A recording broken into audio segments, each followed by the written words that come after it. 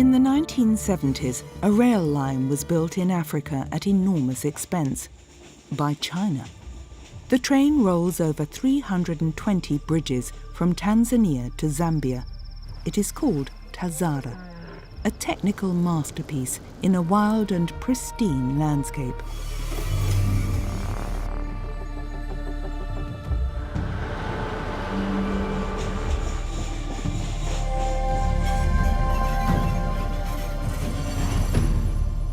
The Tazara connects the port city of Dar es Salaam with Kapiri Mposhi in Zambia. The 1,860-kilometre route makes the landlocked country independent of the apartheid-ruled countries of East Africa. Dar es Salaam is the economic and cultural centre of Tanzania. With the largest port in East Africa, the city of millions on the Indian Ocean is developing into a modern metropolis. The city vibrates with dynamic entrepreneurial spirit and the desire for commerce. Mobility is the order of the day. Road traffic plays a major role, but the villages far from the big city are still served by rail.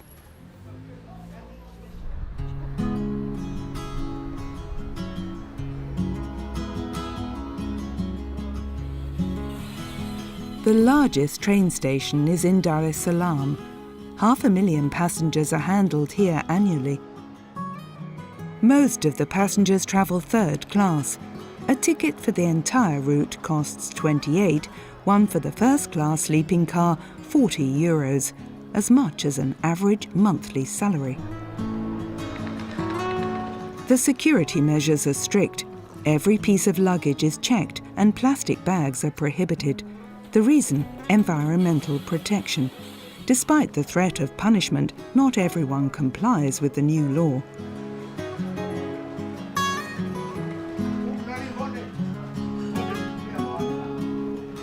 In the 21st century, the station has the most diverse functions, from the waiting room to the backdrop of an improvised fashion shoot.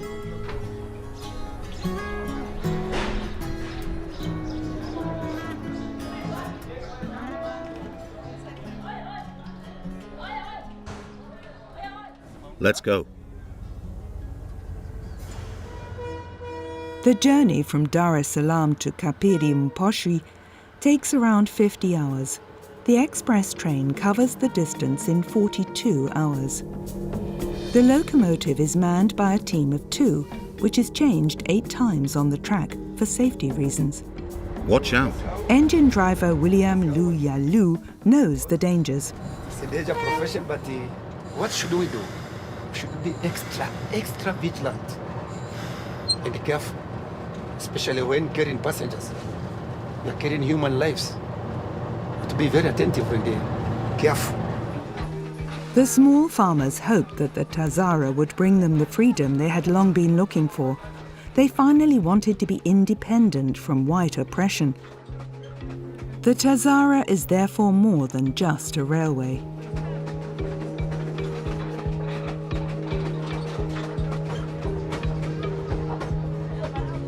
Also for Catholic priest Aloysius, the train is still a symbol of Afro-Asian solidarity. It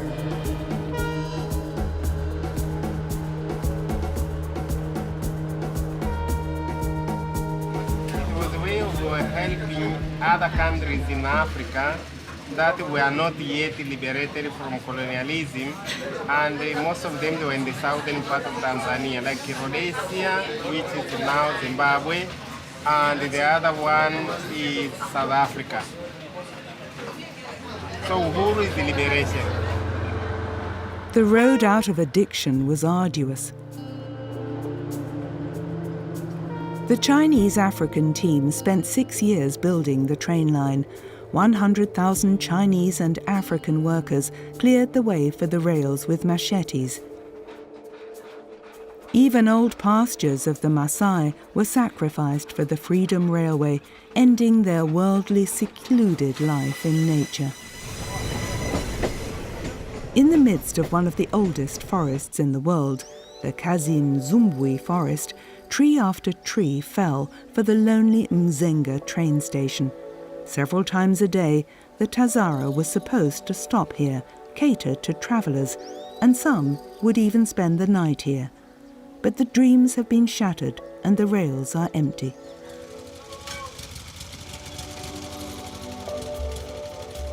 Necessity makes these villagers inventive. Without further ado, the rail line is converted into a road and the rail vehicle into an ambulance. It's the only way for this sick woman to get to a doctor quickly.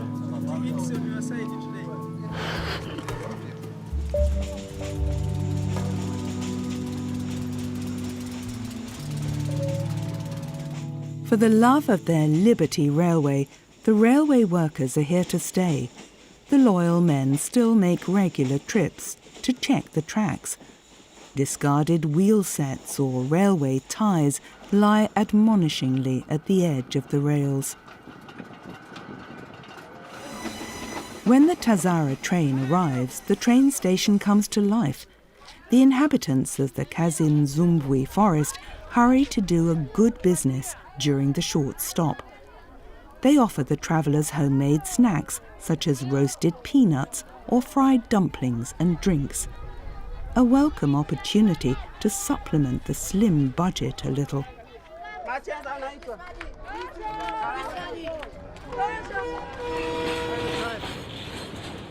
Making people full and happy was the idea behind the largest infrastructure project of the 1970s in Africa.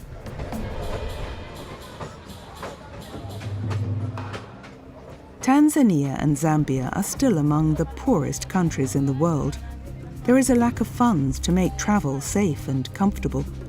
English teacher Home Hachuba and her family would rather take the comfortable bus, but it's even more expensive. Because the program is very poor. The program is bad for the train. Yeah, it's just because I didn't have enough money, because I am not alone. I am traveling to the funeral with my parents and my brothers, so I have to sponsor them. Yeah, that's why I'm using this train. After all, the Tazara reaches a speed of 110 kilometers per hour on the plane, the equivalent of a German regional train. Often the third-class compartments are overcrowded and passengers have to make do standing between the compartments. Will the exclusive view on the landscape compensate? Shortly after Mzenga, the Tazara reaches the Selous Game Reserve.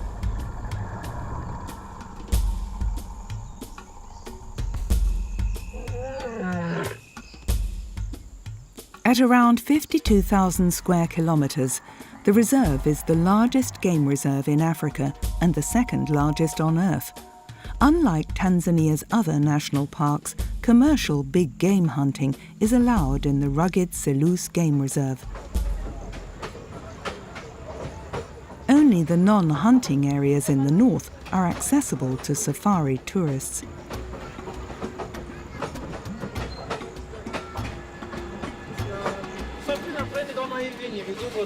I like to ride this train because then I can see our animals.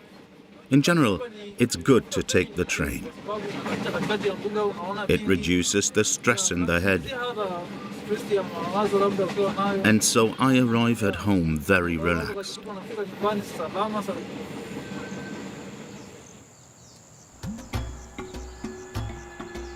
Finding the right path for the railway tracks in the middle of the savannah was a great challenge. The encounter with wild animals brings dangers with it. Going on a safari tour with the Tazara remains an adventure.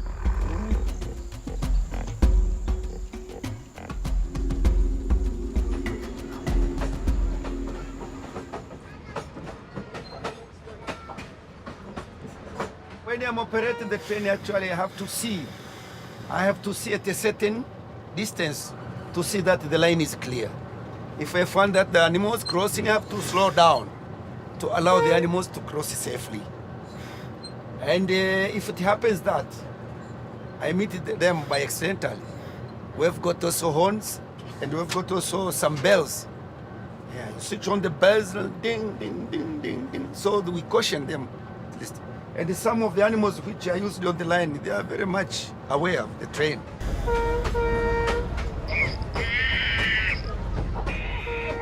These monkeys make a quick getaway. But large animals like elephants have derailed more than one train. For train drivers, that means always stay alert. About 200 kilometers after Dar es Salaam, the train reaches the railway station Kizaki, already at the beginning of the 19th century, an important meeting point for the caravans of Arab traders and slave hunters. The socialist planned economy predicted a great future for Kizaki. Not much of that has remained. The trains run infrequently. Their arrival time is unpredictable. The timetable is therefore recorded on a board with washable chalk as a precaution. The employees open the packing and weighing station. Although no one knows if and when a train will arrive today, the daily business becomes a test of patience.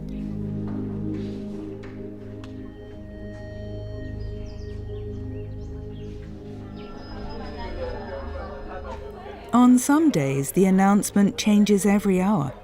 Today, the Tazara is already 8 hours late. That doesn't stop anyone from ticketing. There's no better way to get away from here anyway.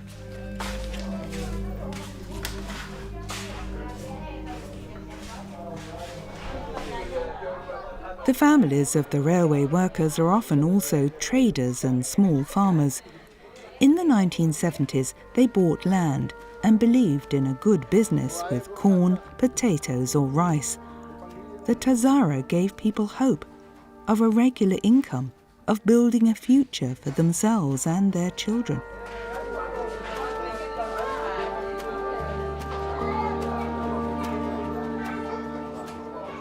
But it is precisely the small stations that are being closed by the railway company and the employees laid off. The expected upswing along the railway line has failed to materialise. The train is expensive and not profitable. The modern age has not yet arrived at the stations due to the lack of money. Actually, here the train should be handled by the telephone block system. But this important machine has not been working for a long time. Signals, telecommunication systems, or simply cables, everything has been stolen or dismantled. In Kizaki, station master Christopher Mpanda and his colleague Simon Mfungo are responsible for a safe train handling. I have almost forgotten how this machine works. The Chinese brought it with them. With it, we controlled the entrance and exit of the trains.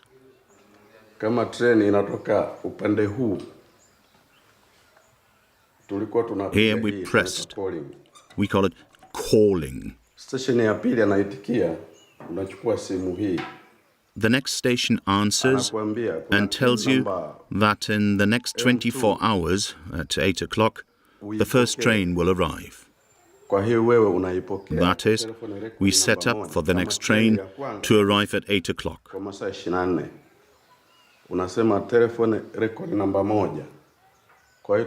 And we block the track for it.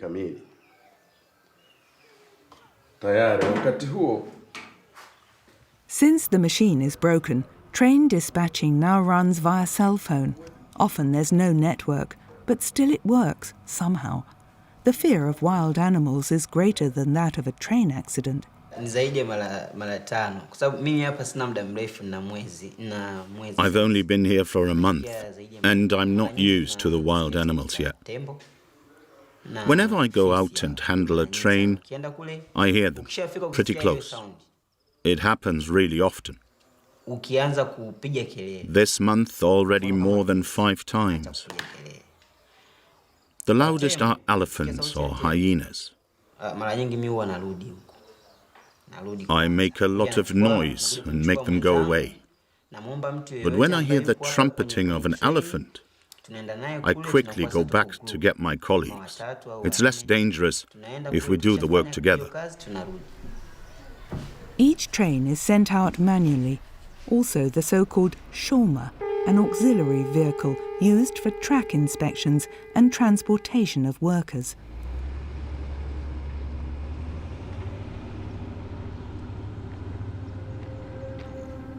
The Tazara is still not in sight, so even the film team is allowed to continue the ride with the shoma.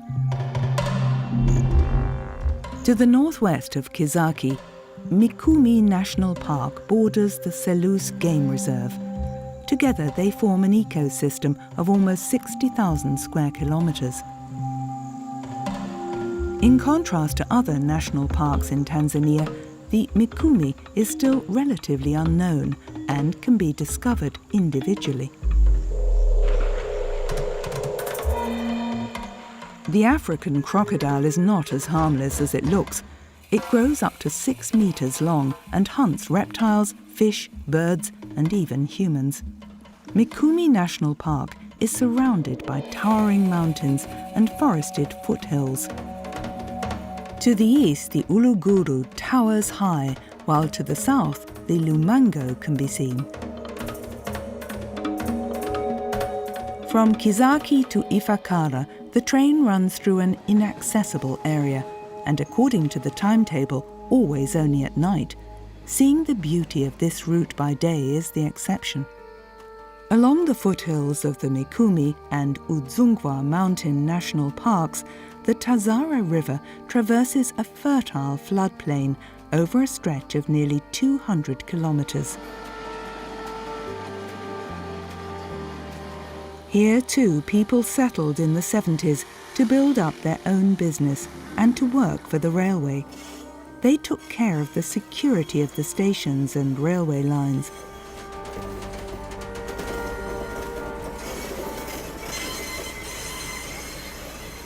After almost 40 years, the population still has to learn to live with the railway. Since no one knows when the next train will really arrive, its danger is fundamentally underestimated. Even after 40 years, an accident on the tracks. A rail vehicle collided with a moped. Fortunately, the driver remains uninjured.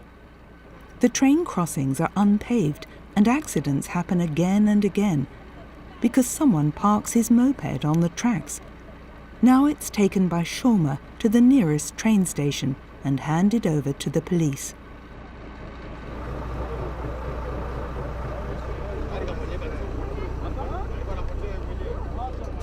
Everyone is happy to have escaped with a scare once again.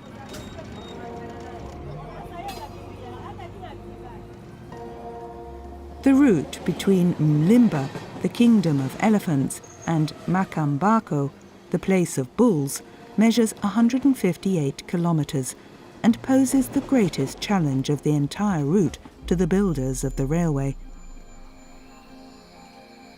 A short journey into the past, 100,000 men fight against the dense forest. The whole area is difficult to survey. On loamy paths, they haul all the equipment up the mountains and back down again. 330,000 tons of steel rails alone have to be laid. Along the route, sleepers and bridge sections are produced in tent camps, 24 hours a day. The work involves the construction of 46 bridges and 18 tunnels on this short stretch alone. The heavy rainfall in this area is a major challenge.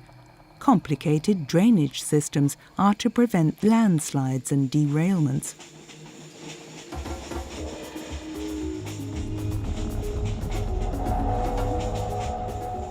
Surveyors use chainsaws and machetes to clear a path through the dense forest. The entire area is sparsely populated. The men are completely on their own. The tunnels are propelled with explosives. The teams are under extreme tension. The whole world is watching the construction of this rail line. More than 3,000 workers are responsible for the tunnels alone. 17 of them are killed during the construction period.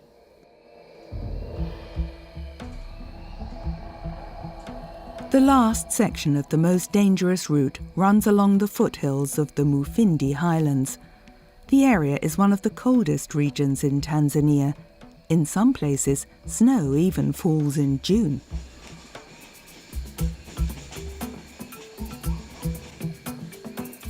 The changeable climate and the rainy season put the bridges to a severe test.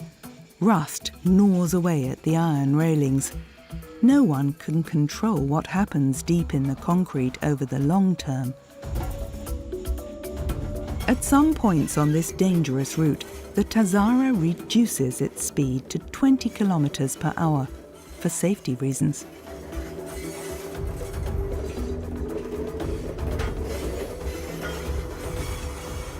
The technical details of the showcase project are kept secret to this day, for fear of attacks and acts of sabotage. There is no budget for comprehensive security measures.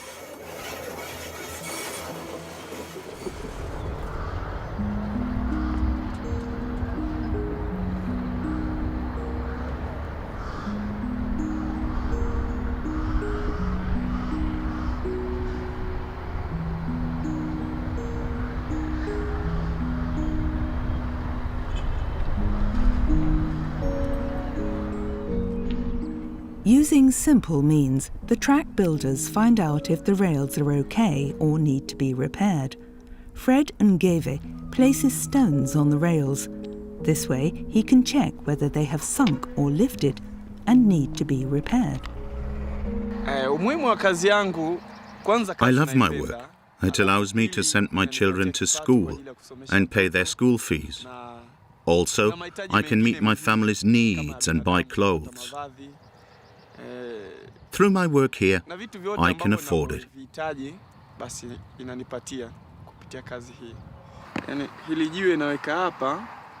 I put stones on the rail.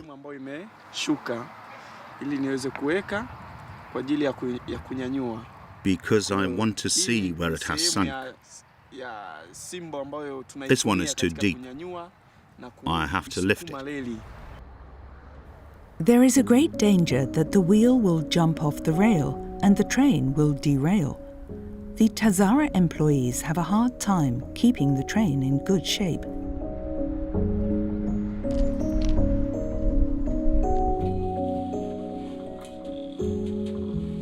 The engines and wagons built in China often break down and cannot be repaired. The old locomotives barely manage to drag the long train up the steep mountains. They literally run out of air.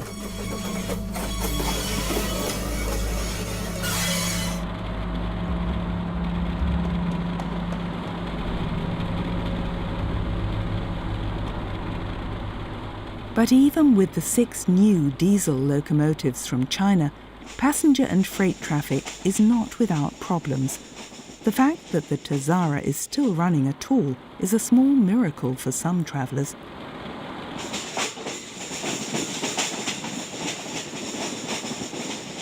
For a long time, an additional problem was superstition.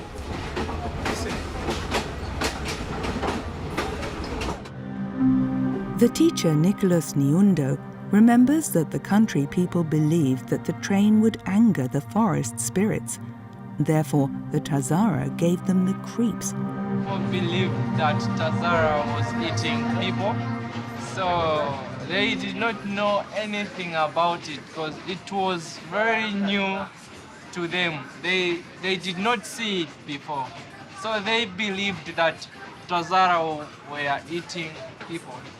But they did not know that this is the mode of transport which they can use to move from one place to another. Whenever I see it, sometimes I was even learning from where I was, going to my parents, or even getting inside their home just to hide myself when it is passing. The landscapes the Tazara traverses are anything but neutral. They're full of spiritual meaning. The Chinese cannot know them. As the builders reshape this landscape, they disturb sacred sites and the position of power of the village chiefs. Ghost stories are told of trees that are cut down for the railway but stand upright again in their old place the next day, of bridges that have just been built that collapse and tunnels that close again as if by magic.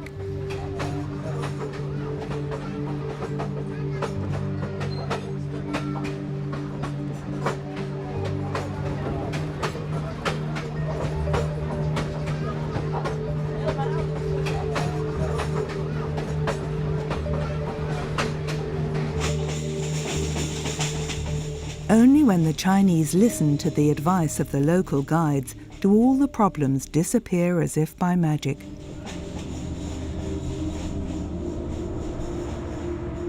Today, no one has to be afraid on the Tazara. In the past, acts of sabotage, thefts and accidents made rail travel dangerous for people. But safety on the Tazara has improved significantly. Each train carries a mobile police station so that crimes can be recorded and prosecuted immediately.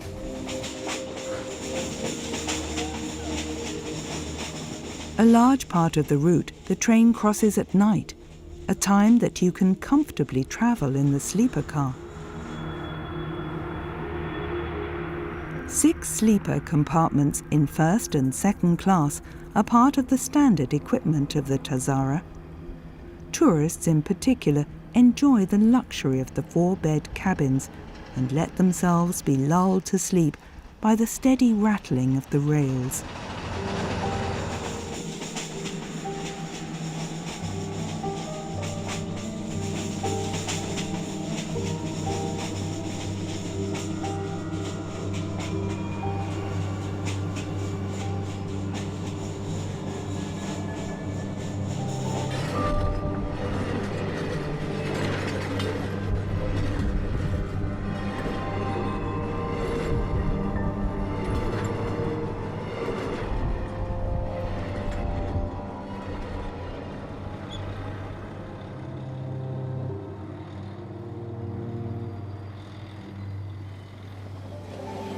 After 850 kilometers by train, the railway reaches Mbeya in the southern highlands of Tanzania. Here the Tazara crosses the Great African Rift Valley, a fissure in the earth that stretches for 6,000 kilometers from Syria to Mozambique. Lake Nyasa. This is the name of the lake in Tanzania. It belongs to the Great Lakes in the East African Rift Valley. The third largest lake in Africa borders Tanzania, Malawi and Mozambique. Over 1,000 different species of fish cavort in this stagnant body of water, more than in all of North America and Europe combined. With a length of 560 kilometers, a width of up to 80 kilometers and a maximum depth of 704 meters, it is a giant of inland waters. Lake Nyasa was formed several million years ago, making it one of the oldest lakes in the world.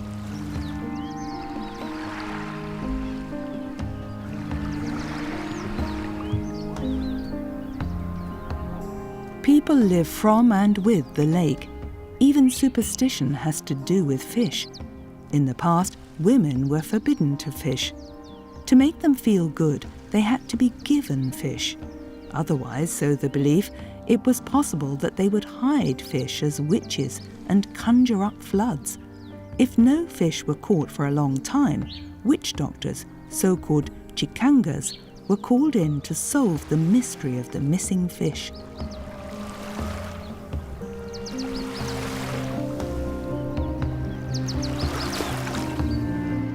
Heading north from Matema, the impressive Livingstone Mountains are on the right.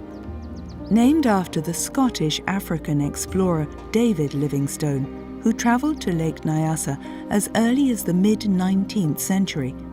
According to his will, "My heart is in Africa." His servants buried his heart at this place after his death.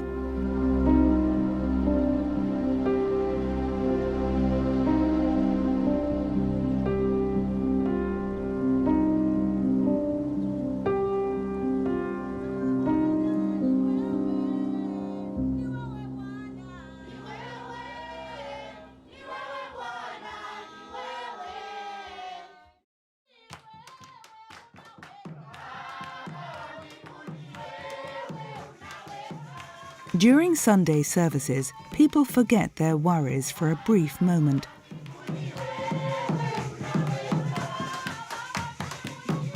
In their songs, they praise God, who can make anything possible, if only they praise him firmly enough and believe in him. Well knowing that religion is the food for the soul, but only hard work ensures their survival.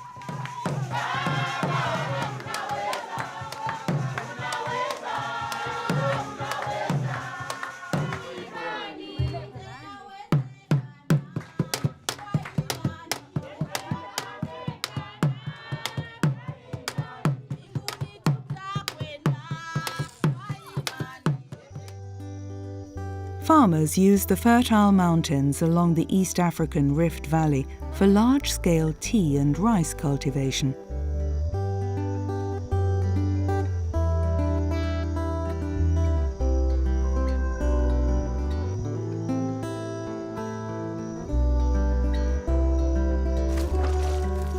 In the valleys, smallholders have been planting bananas and cocoa, among other crops, on their plots for over 100 years.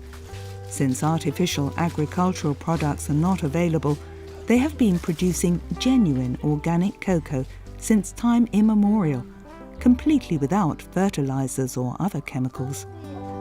Their incomes are low, just enough for the bare necessities. Family planning is in the hands of the women, as is the care and the upbringing of the children. Contraception is frowned upon in this patriarchal society.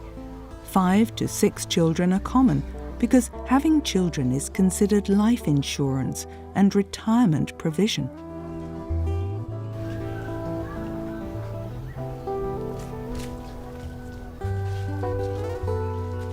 Near Lake Nyasa lives cocoa farmer Erika Sibila.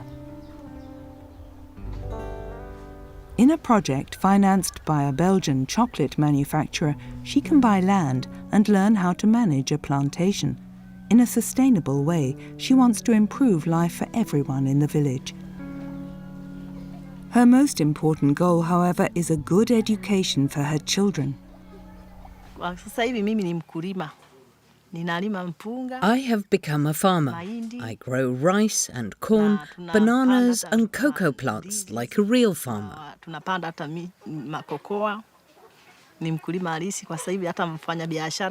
But I'm also pulling up a small business. I sell mandazi, fried pasta, and also salt. Big traders at the market then sell it on. I myself do not go to the big markets or by train. I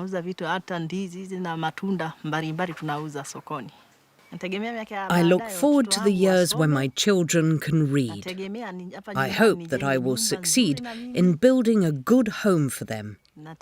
My brother has already passed away, and I also help his children and pay for their tuition. I pray to God to give me a long life. From the sleepy region at Lake Nyasa, the railway line is easily accessible via an expressway. For many small farmers, this is an opportunity to promote trade with their products.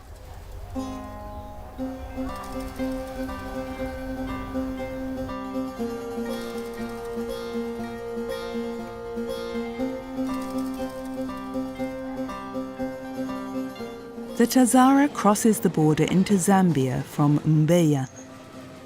At route kilometre 1068, the train reaches the small market town of Chozi. From here, it is only about 200 kilometres to the provincial capital of Kasama.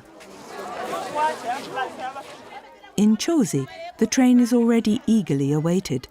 The small farmers want to load their last harvest here. It can be small 20-kilogram bags, but also 50 kilograms or even more. The main thing is to make it onto the train with your luggage. After all, no one knows when the next one will arrive. Assertiveness is required. Pushing is obligatory. Anyone with fears of contacts must stay outside. Most women are travelling on business. They know how to fight their way through. However, very few travel alone. They feel safer in pairs.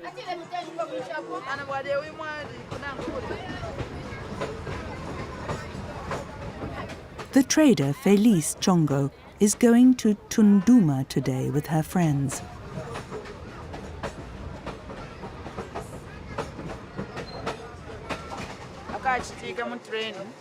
There used to be a lot of thieves on the train. They not only stole from us women, but also insulted us.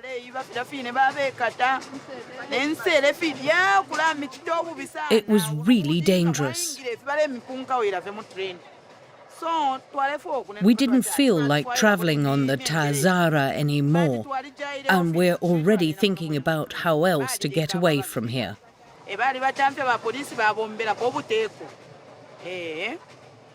But now it is possible, because the police is also on the train.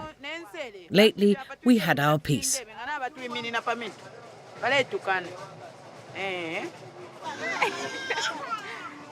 For me and my baby, it's okay to travel by train. Especially at night, it is safer than by car, says young mother Rosemary Combo. The construction of the railway line has completely changed this region. The people of Zambia have moved behind the Tazara and settled along the tracks. The trader Teresa Bwalia even has feelings for the Tazara. For me, the train is a cat. She is friendly.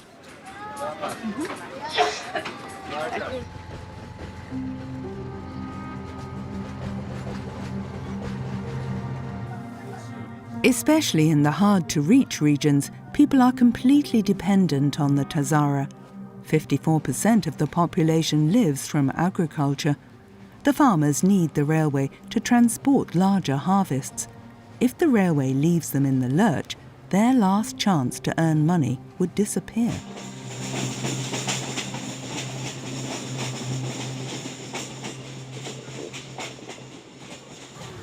Time seems to have stood still.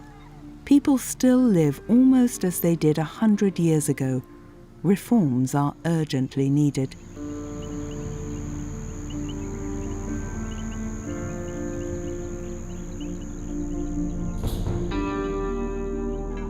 After 2 days of travel, the train reaches Kazama. In former times, the place had a strategically important meaning in the East Africa policy of Europe. At that time, the Germans and the English fought the First World War, also on African soil. In 1918, the German Schutztruppe under Paul von Lettow-Vorbeck, coming from German East Africa, advanced to Kazama. They learned of the armistice in Europe on November the 13th. After the end of the last battles, the British and Germans marched to Abercorn, today Umbala, in northeastern Zambia, on Lake Tanganyika. There, Lettow-Vorbeck laid down his arms on the 25th of November 1918 and thus ended the First World War in German East Africa. It was only after World War II that the country freed itself from colonialism. The old power structures have been shattered, but today it is the high debts in China that Zambia feels squeezed by. Even though the population is grateful for the railway financed by China, there is resistance to its economic presence in East Africa. The next major stop is Serenge. This small town near the Muchinga Mountains is the eye of the needle between the developed south and the underdeveloped north. The town is the starting point for tourists to various Zambian national parks. Not far from Serenge lies one of Zambia's official natural monuments in the middle of the wilderness on the edge of the Muchinga escarpment. Kundalila Waterfall, a place sacred to the people here.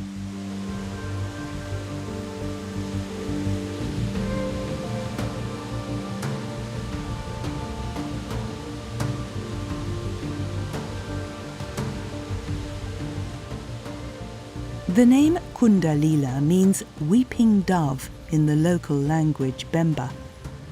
The Kaombe River plunges 80 meters down the steep face.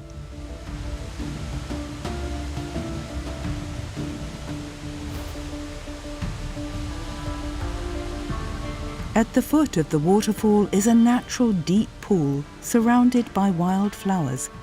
Visitors are allowed to swim here and are even encouraged by the park authorities to camp and picnic on the grounds.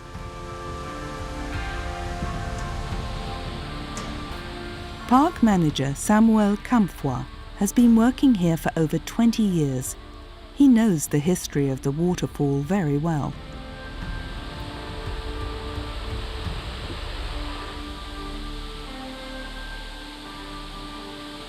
Long time ago, we used to have some doves just here. They were just rotating and crying just within here at the falls. Then, after it was declared as a national monument in 1964, that's when we allowed now visitors to start coming in and visit the falls. So to them, they thought of when it goes under the water, it swallows something like a precious stone called gold, and they tempered to kill one. And you know those doves, they like to stay where it is very, very much peaceful. And that's how we lost the doves here at Kundalila Falls.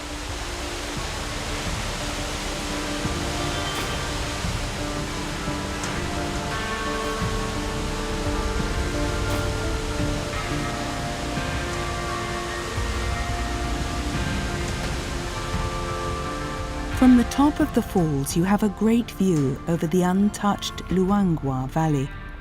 Gigantic forces from the Earth's interior have divided the landscape here millions of years ago. 100 kilometers south of Serenge, the train reaches Mkushi, the penultimate stop on the nearly 1900-kilometer route. The town lies on the Tanzam Highway, the Tanzanian-Zambian Expressway, built by the USA in the 1970s.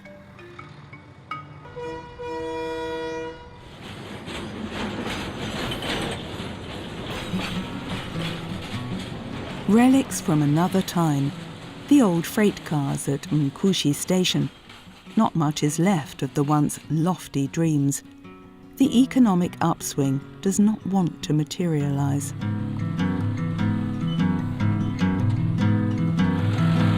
Trucks that happen to be passing by can be relied on more than the railway. Hitchhikers set off in search of a job.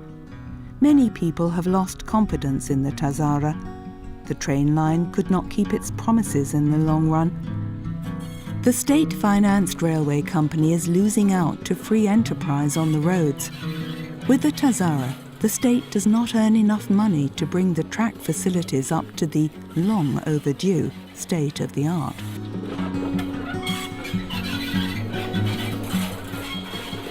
Every moving train, whether freight or passenger, awakens the fighting spirit of the railway employees. They're not giving up on the Freedom Train, not yet. A job at the railway is still like winning the lottery, even if employees have to wait months for their paychecks, as they did this summer. Almost 50 years ago, the Tanzania-Zambia Railway was Africa's largest infrastructure project. It was primarily intended to help the poor people in the outback.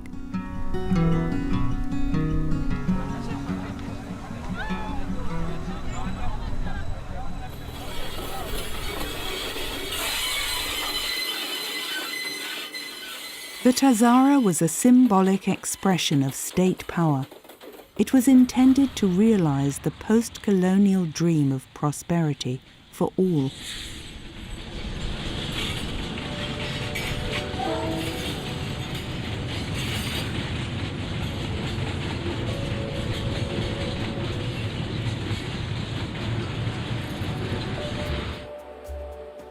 Today, the railway is more an example of a non-functioning economic system. No one really takes train traffic seriously here anymore. The railway is becoming a stomping ground for everyone, including the animals.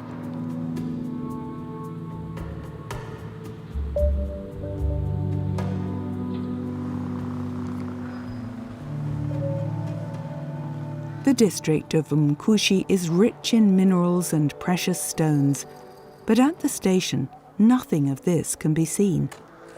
Nevertheless, it is the train from which the young generation expects a future.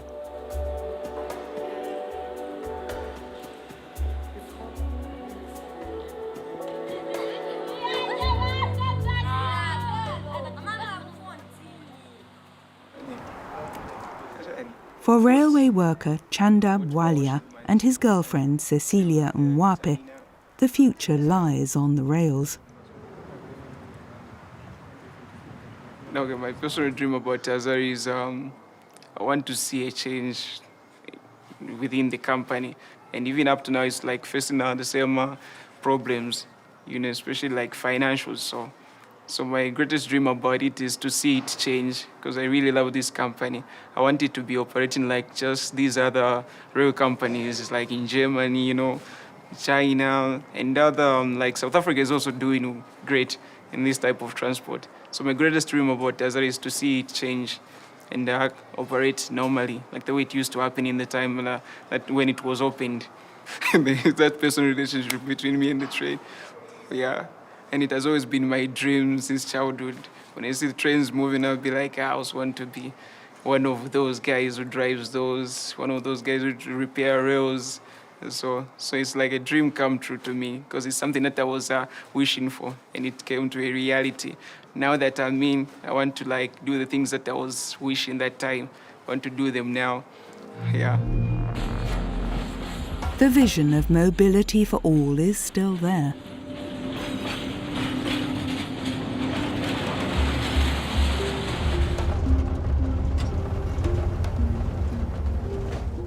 Train driver Samuel Mukwa does not lose faith in the Tazara.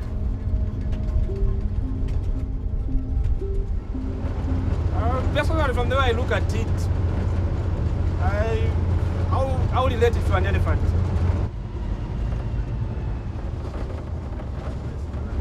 Looking at the elephant, by nature of it, it is huge, just like the train itself. Then it has power. It has power, electric locomotive, and looking at the pace at which the train moves, it is very different from other automobiles. Usually here in Africa, trains are considered to be a bit slow, just like an elephant itself. So that's the reason why I would relate it to an elephant.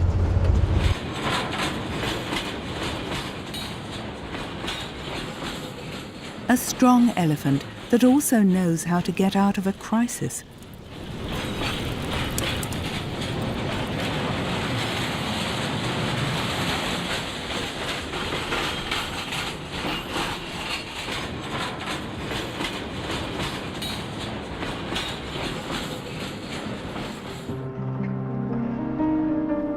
Zambia still has large copper, cobalt and gemstone deposits. The country used to be the fourth largest copper producer in the world. However, falling prices and nationalization of the mines almost led to the ruin of this industry. Thanks to investments and increased demand for raw materials from China, Zambia is now earning more again.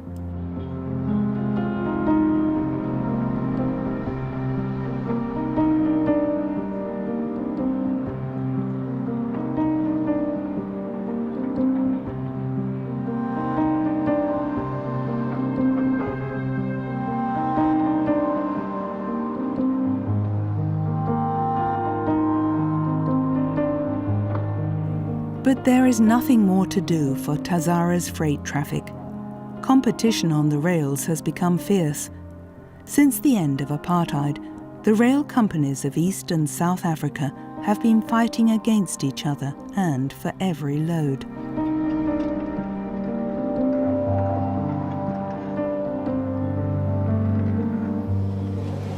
After a 52-hour journey, 105 stops and 1,860 kilometers, the Tazara reaches the terminus at Kapiri Mposhi in Zambia's so-called Copperbelt.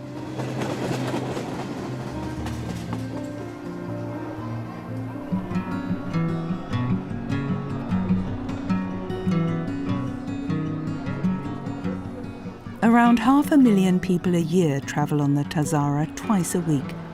Despite the dangerous route, the train is considered safe, and fortunately nothing happened this time either.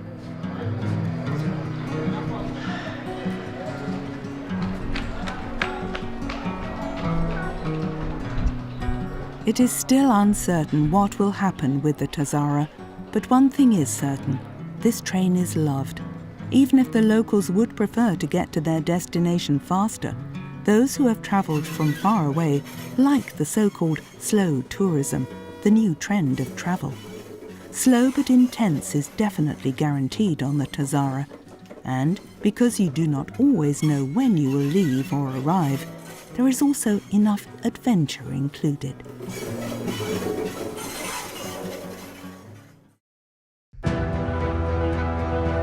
In northern Argentina, the world-famous Tren a las Nubes, the cloud train, crosses dizzying viaducts and deep valleys. At fearsome heights of over 4,000 meters, the once highest railroad in the world travels past cactus forests into the now driest desert in the world. A technical masterpiece in the Andes.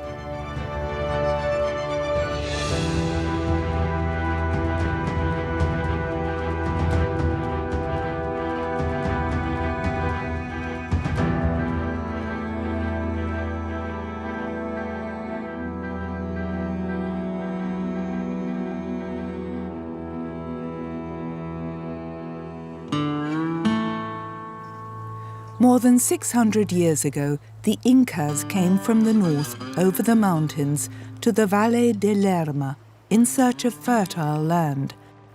A few centuries later, the Spanish conquistadors penetrated deep into the fertile valleys of northwestern Argentina in the province of Salta.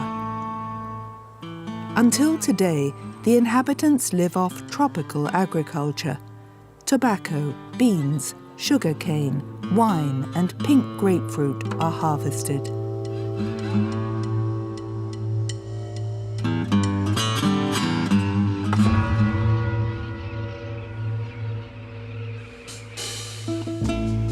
Just a 2-hour flight north of Buenos Aires lies the provincial capital Salta la Linda, nicknamed the Beautiful. Neoclassical churches and squares lined with cafes tell of its eventful colonial history.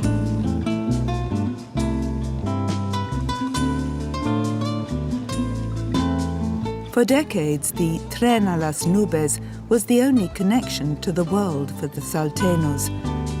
These days, the commuter train runs here because those who can afford it live outside the provincial capital with its 500,000 inhabitants. The cloud train not only transports people, but also precious ores and agricultural products to faraway Chile.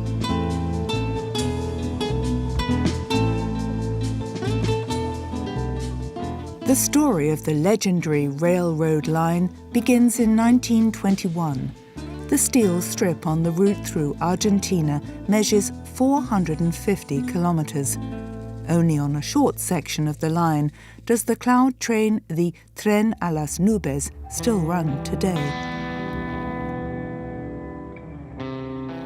Shortly after Salta, they encounter the first technical challenge, a massive riverbed.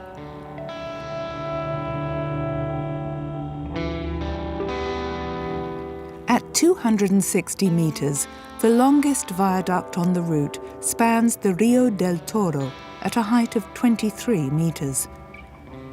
The River of the Bull is a trickle most of the year. Only in spring does it become a raging torrent. The construction of the line cost the lives of many workers. They came from all over America and Europe to lay what were then the highest rails in the world. Even today, the graves below the viaduct are silent witnesses of the railroad construction. Much of the rail line follows the old ranchers' cattle trails, which were used to drive the animals through the mountains to the other side for sale. The route was dangerous. Every year, many animals died on the way. With the discovery of saltpeter in the valleys, the construction of the railroad line began. The Ramal C-14 connected the city of Salta with the Pacific Ocean on the other side of the Andes.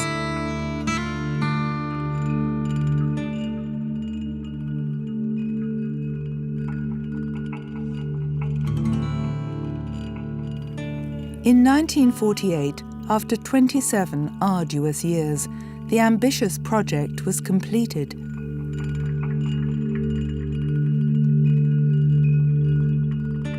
More than 600 men lost their lives, most of them in the numerous blasts.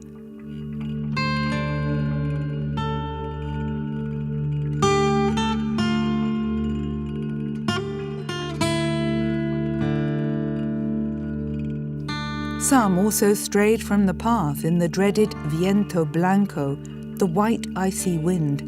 No one knows the exact number of victims.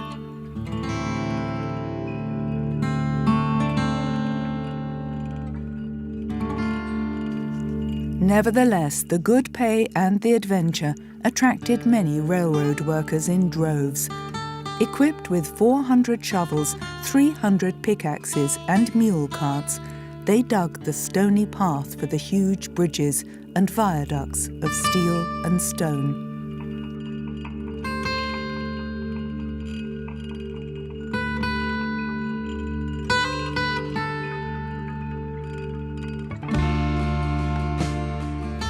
The Transandino del Norte needed 44 bridges and viaducts to reach the mountain desert of the Andes. Maintaining the rails in this inhospitable region is costly and not lucrative for passenger traffic. Freight trains also rarely run on this line anymore. The gauchos Diego Armando Lamas and Joaquin Quipildor belong to the Pacha Inti commune, the Coya people.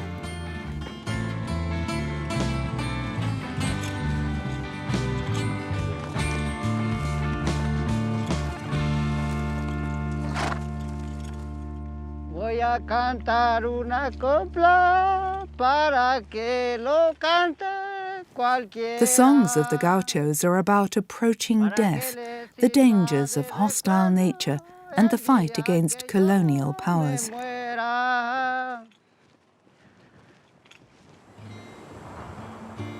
The two gauchos lead a modest but also proud and free life on the railroad. With their traditional dress, they recall the story of the brave Martin Miguel de Güemes, who fought and died in the Gaucho War for Argentina's independence from Spain in the 19th century. Here it is. You fixed this on the side. I put on this sombrero.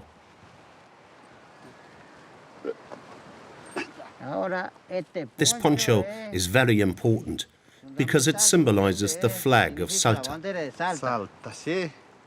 The same one was worn by Martin Miguel de Güemes. It is his legacy to the gauchos of Salta. Off we go. The red ponchos were the uniform of the Gaucho Army Infernales. The color red stands for the blood that was spilled. Since the Tren a las Nubes no longer stops here, the gauchos lived their wild lives independently in the solitude of the Pampas. Life has changed a lot since the train no longer goes this way. There is nothing going on here. Now the train only comes down here once a month for maintenance on the wagons, and then it's gone again. But it's really changed a lot, in that we don't work as much for the tourists anymore, because the train used to come by here regularly and stop up there at the station. Now I'm here in the countryside and I take care of the agriculture, the sowing. I take care of my animals. This is the little I have, and I'm happy with it. Yes, very happy, because this is what I have here on this earth. This is a gift from God. I'm really happy. And if I have it my way, I will always be here until I close my eyes. For the two men, one thing is certain. No matter how hard life is, they will stay here.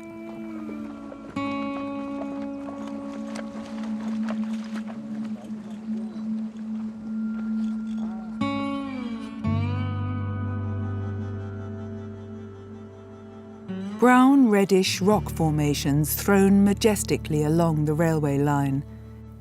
In the Puna, the desert, grow the giant candelabra cacti called guardians by the indigenous people.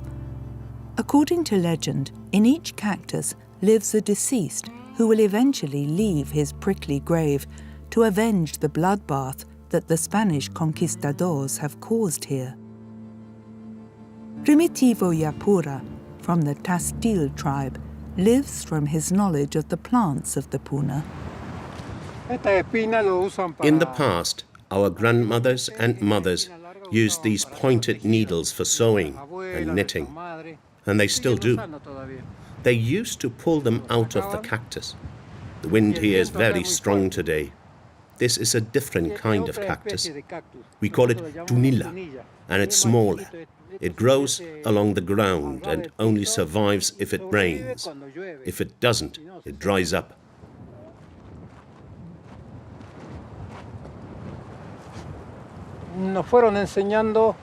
Our ancestors taught me how to use the herbs and how to collect them, and then I copied it.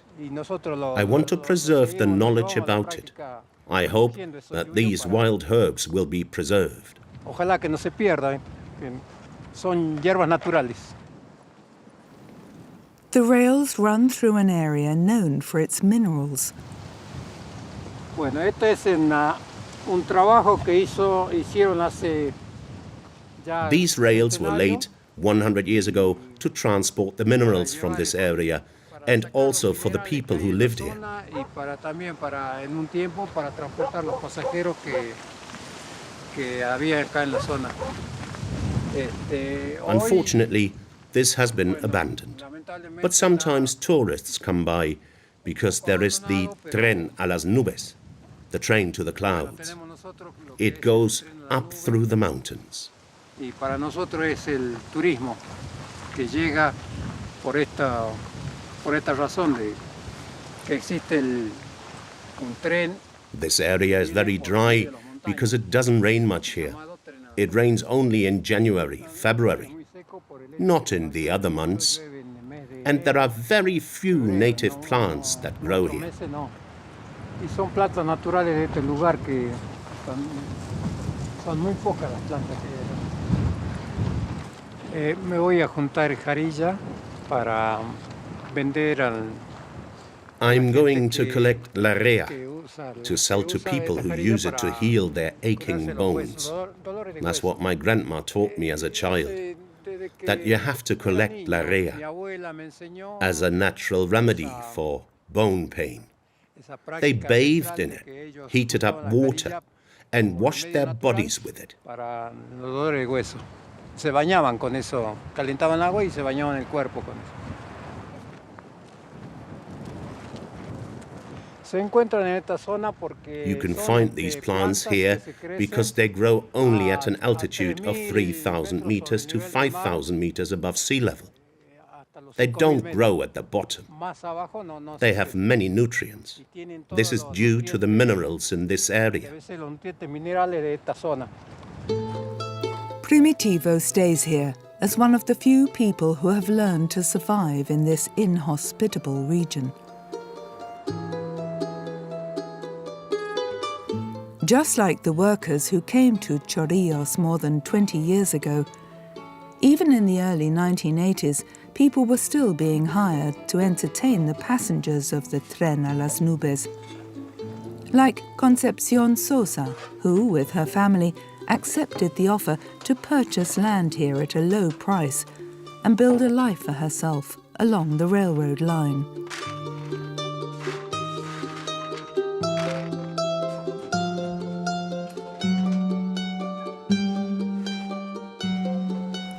Concepcion belongs to the Diaguita people. Like all other indigenous peoples, they were forced by the Spanish conquistadors in the 16th century to abandon their faith and convert to Catholicism. But most of them kept their faith in the gods of nature.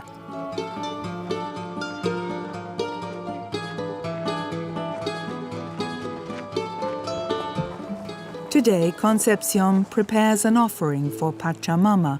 That's what her people call the mother of earth and time. These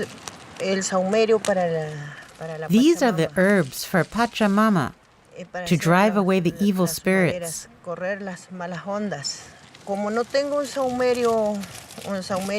Since I do not have a ready-made incense mixture, I collect herbs in my garden and make the incense from them.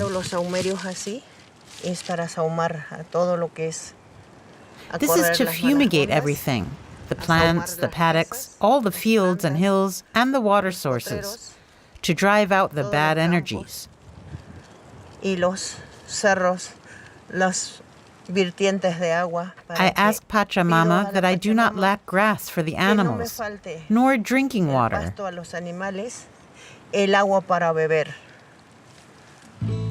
Concepcion benefited from the times when the Tren a las Nubes stopped regularly in Chorrillos. But serious accidents happened again and again. Therefore, the railroad company has suspended operations. A fundamental repair of the tracks was too expensive, they said.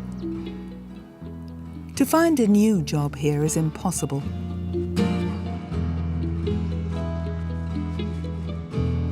The train to the clouds has been gone for about 7 or 8 years. It no longer runs over our tracks here in the area of Chorrillos. Before, when the train came, it was a different life. It brought work for the people who live here, in this place called Chorrillos, where I have also lived for 20 years. I came here because I like this place. This place attracts me. For Concepcion, this place, with its stony, dust-dry soils, is where she is closest to her gods.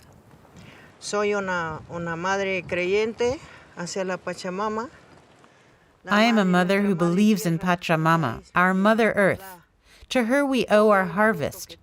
Everything we sacrifice to her, she gives back to us.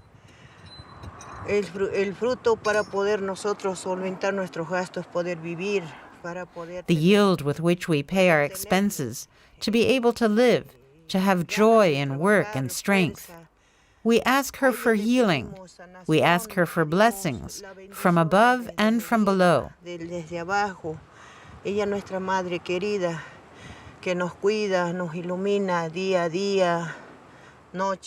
She is our beloved mother who takes care of us, enlightens us day after day, night, evening, morning, from sunrise to sunset. Beloved Mother, thank you for everything we have here on earth.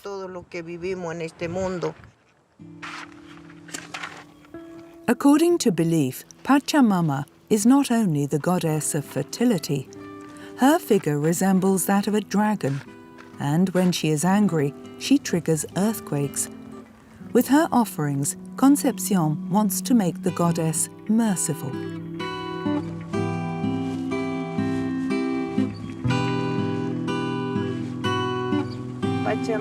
Pachamama, Holy Earth, Pachamama of the hills, Pachamama of the mountains, Pachamama of the paths, Pachamama of the waters, Pachamama of all the fields.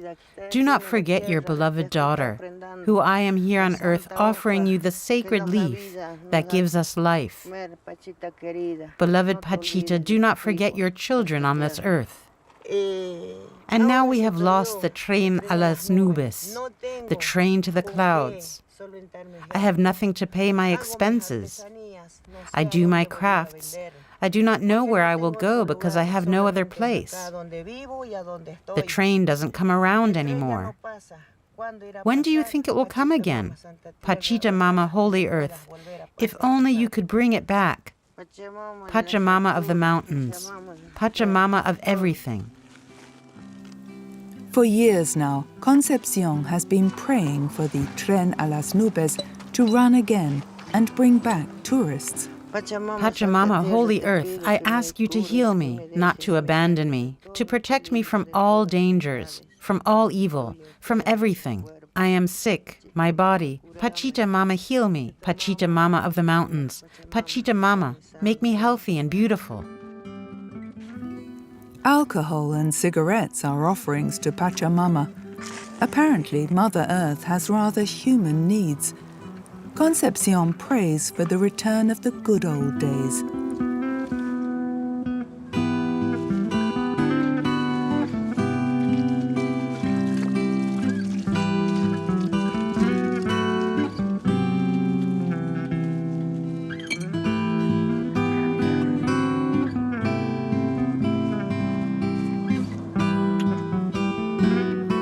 Whether the Tren a las Nubes will ever stop here again is written in the stars.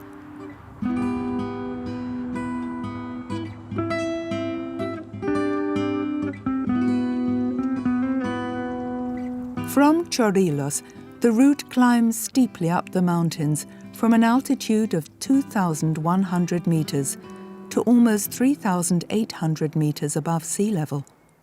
Almost 130 kilometers northwest of Chorrillos lies the old mining village of San Antonio de los Cobres, the beginning of the part of the line where the world-famous Tren a las Nubes still runs. Cobres means copper, which was mined and shipped in large quantities here. Today the mines are closed. Instead, locals offer handicrafts to tourists: wool ponchos, home-knitted socks, and herbal teas.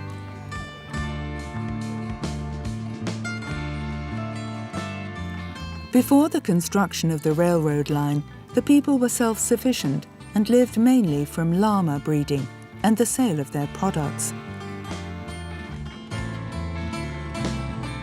But with the discovery of large copper deposits, a railroad line was urgently needed, as only freight trains could transport the valuable ores.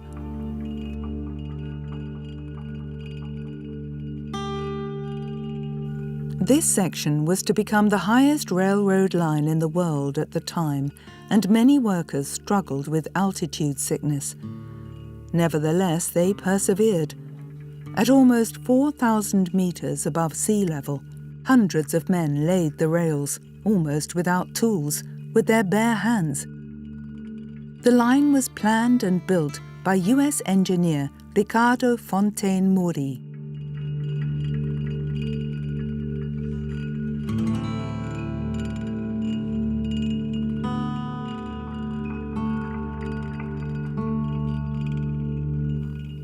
The train line brought San Antonio modest prosperity for many years. An architectural masterpiece totaling 780 kilometers that connects Argentina with the Chilean coast.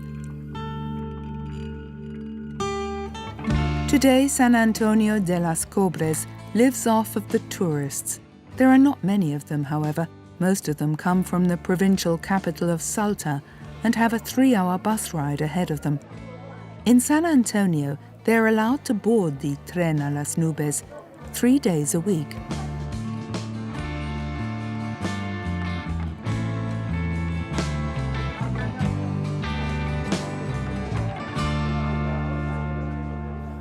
Around 50,000 tourists come every year, despite the steep price of 70 euros.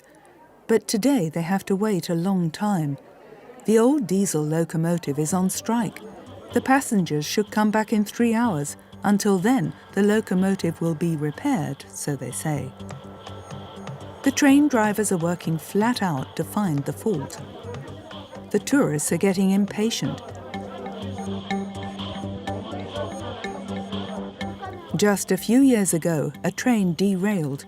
This is another reason why it is strictly forbidden to talk to the two drivers during the ride, although the men are so proud that tourists come from all over the world to ride their train.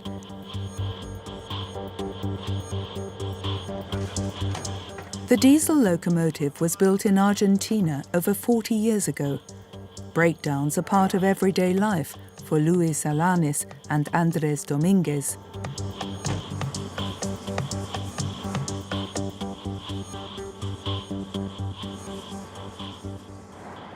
There are faults everywhere, and every machine is sometimes defective. Every car is sometimes damaged. Our locomotives are very old, from 1978, 1979, and until today we keep them running. A lot of people work on them, and thanks to them, they still work. These are machines that we can still use today. The train is a landmark for our area, where we work, which is an honor for us. It is what represents us above all.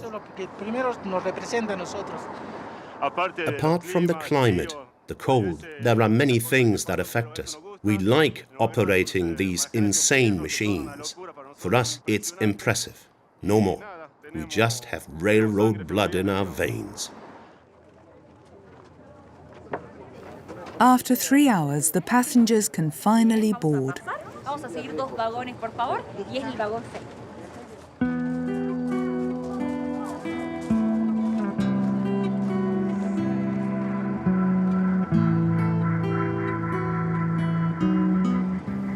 It takes about 30 minutes to drive from San Antonio Los Cobres to La Polvoria Viaduct. Train manager Martin Yaguado is on board every trip.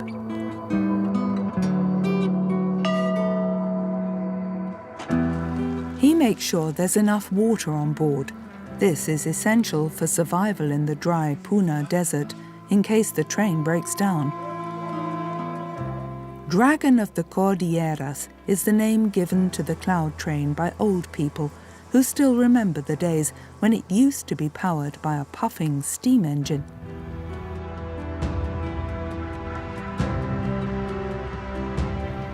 Since 1977, diesel locomotives have been pulling tourists from San Antonio up into the mountains, and sometimes actually up to the clouds, hovering beneath the viaducts and resting on the peaks.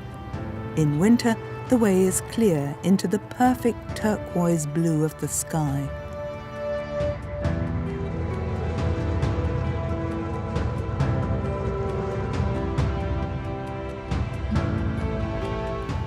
The first viaduct crosses the river of the same name, San Antonio de los Cobres. From here onwards, the line is one of the 3 highest railroad lines in the world. It leads through untouched nature and over spectacular mountain ranges, but it is not for the faint-hearted.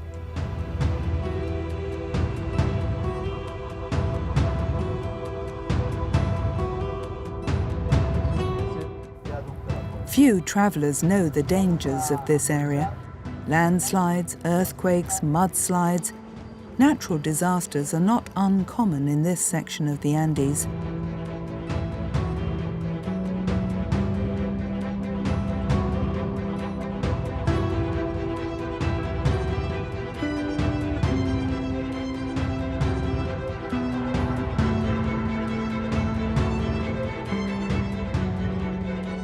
Train manager Martin Yaguado knows many deadly stories about the plateau. Hay que imaginarse, de hecho, que one must imagine that great obstacles had to be overcome to build a structure of this magnitude. The construction of this line has cost many lives. Y hay referencias muy simpáticas a propósito de esta entrevista. Me atrevo a decir que hay una referencia. There is even a railroad station called Dead German, which refers to a German who long ago, before the train had reached these latitudes, perished while crossing the mountains in the middle of winter because of the low temperatures. En medio de las inclemencias del tiempo, del clima. And today, it is a railroad station that commemorates this unfortunate event. East of San Antonio Los Cobres, in the direction of the Copper Mountains, there's a seismological station. Irene Perez and Juan Pablo Aguiar are responsible for safety here. The seismologists continuously keep a watchful eye on their readings. All tectonic movements that could be dangerous to the Tren a las Nubes are recorded. The last quake had a magnitude of 4.4. From magnitude 5 and up, the railway line can be damaged. Irene, this is the sensor. It sends us the signal that it receives from the monitoring of this station. San Antonio de los Cobres. And here you can see last night's earthquake. Exactly. The one in Jujuy last night, for example. Sure, that was a magnitude 4 earthquake and was also recorded by this seismological station. This sensor is very sensitive. It is a STS 2.5. These sensors are used in other institutions to record nuclear explosions, or small explosions, or distant events. Careful. Very good.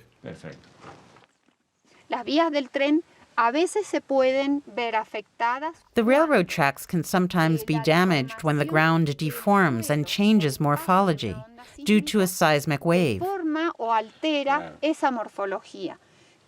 For example, in the 1977 San Juan earthquake, the railroad track was damaged and bent due to the seismic wave causing permanent deformation of the ground. This seismic wave, the permanent deformation, and there you see the map.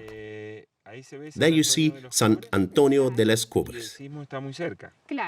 Correct. This is the epicenter. This was an earthquake of magnitude 4 on the Richter scale. Size 3. No, that's another one. But it's closer to our station. Of course. Can this also happen in San Antonio de los Cobres with the Tren a las Nubes? It is unlikely that this will happen. Let's put it this way. This is an area with high seismic activity. There have been many earthquakes here, and yes, they often affect the ground. And if the ground is affected, then that also affects the rail track.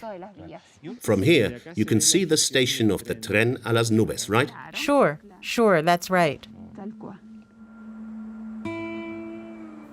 Under the watchful eye of the seismologists, the train rolls on through the Puna highland.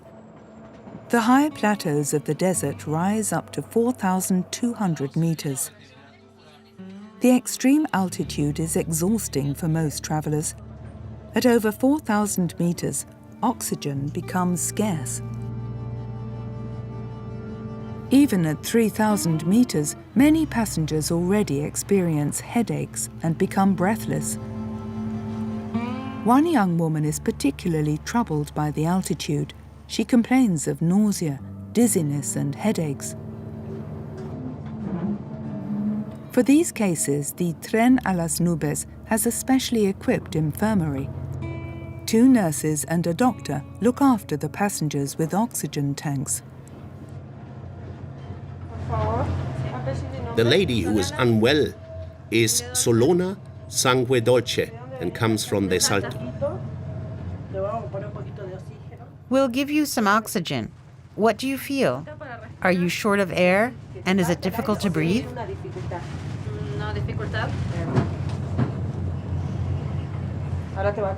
Good. Now we're going to check your vital signs. We'll see how your oxygen supply is.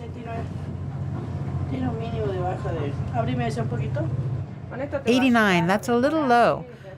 Open that up for me a little. That will help you get rid of the lack of oxygen. This is called hypoxia. It's not really a breathing problem. The oxygen will help you raise the oxygen saturation in the blood. That affects the head, the heart, the lungs. That's why you get dizzy. You get nauseous. You want to throw up. The oxygen is a cure. There's nothing better.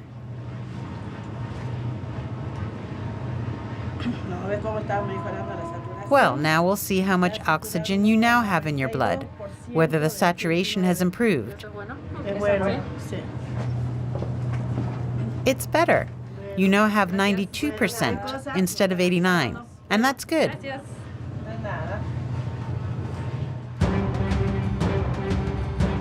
Tirelessly, the Tren a las Nubes winds its way higher and higher, struggling its way through dozens of curves through the mountains.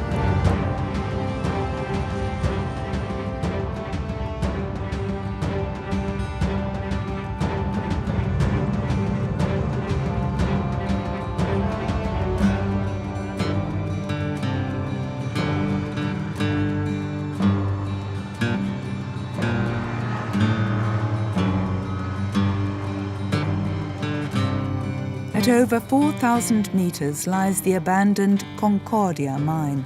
Founded around 1900, lead, zinc, silver and copper were mined here. In 1986, the mine was closed as the mineral resources were exhausted. Mining came to a standstill. Now, tourism is meant to create new jobs. At the old loading station of the mine, the locomotive has to move from the beginning of the train to the end, because from here on, the Tren a las Nubes is pushed. For the locomotive drivers, the altitude is the biggest challenge. The winter here in the mountains is harsh. We have to endure temperatures of up to 20 degrees below zero. We get clothes that can withstand the extreme weather. Sometimes it's hard because you have to get off the train in between. Then you're away from the cozy heating. Getting off, getting under the train, checking brakes, making sure the whole gearbox is in optimal condition. It's not nice to work like that in the winter, but we like it. Just like my colleague said, it's our passion.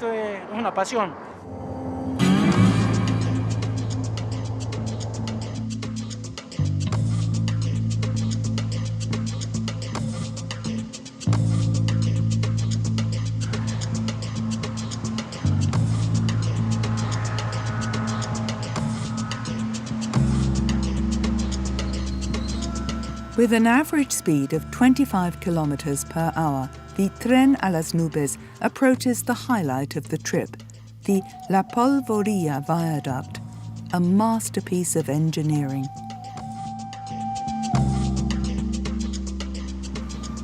Excitement is spreading among the passengers. No wonder. The ride over the graceful viaduct is the most spectacular moment of the trip. Almost 70 meters to the right and left of the viaduct, the ride descends into dizzying depths, not for the weak-kneed. The longest pier measures 67 meters. The iron girders were shipped from Italy. The steel structure is 224 meters long and weighs an incredible 1,600 tons. It took 2 years to complete.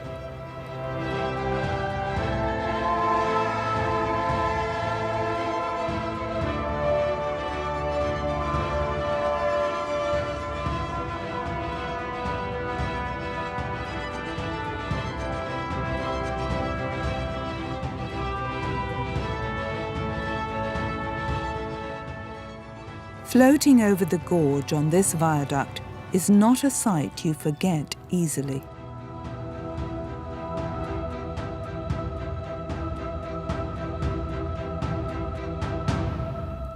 After the viaduct, the section authorized for passenger traffic ends.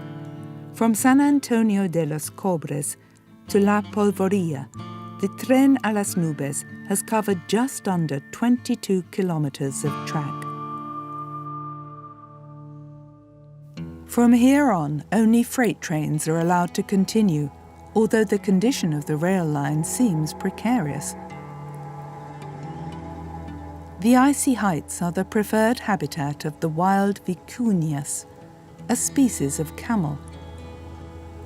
The village of Olacapato is one of the highest places in Argentina. Inhospitable, without drinking water, in a barren volcanic landscape at almost 4,100 meters. On its way to the Argentine-Chilean border, the Tren a las Nubes crosses the sandy canyons of the Devil's Desert. It's hard to imagine the tracks finding support on the subsoil. The hostile area is part of the Atacama Desert, where only people who are familiar with the conditions of nature survive.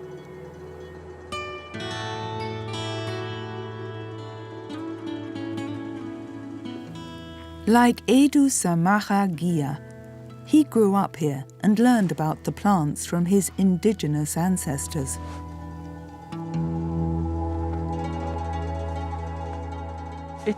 This plant is called tola, and here in the Punya we are at an altitude of 3,500 meters. It is a very hostile place, where there is little oxygen, hardly any water. It's very difficult for organisms to thrive here. This plant survives with little water. The locals use it for firewood, because there are no trees in the area. And it's the only thing you can use it for. And around here is tola grande. That's where the name of this plant comes from. There's hardly anything growing here, and that makes it difficult for life to develop here.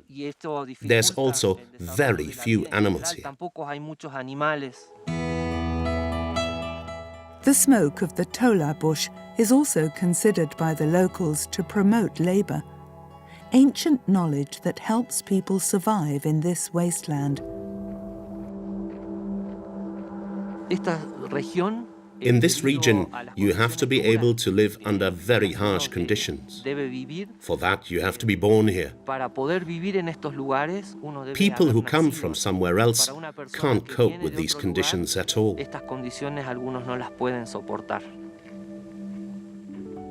In this inhospitable area lie the turquoise ojos de mar, the eyes of the sea. Their water is 4 times saltier than seawater. The bizarre saltwater holes got their name from the indigenous people.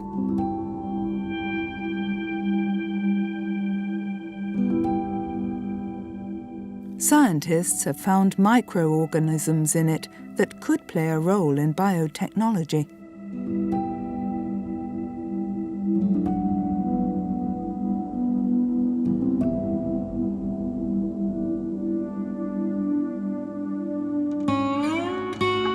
The rails brought workers and goods to this abandoned stretch of land for good reason.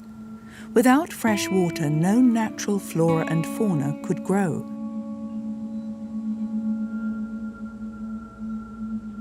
Today, barely more than 100 people live here, cut off from the world and dependent on the handful of residents who can afford a car to drive 6 hours across the desert to the nearest supermarket.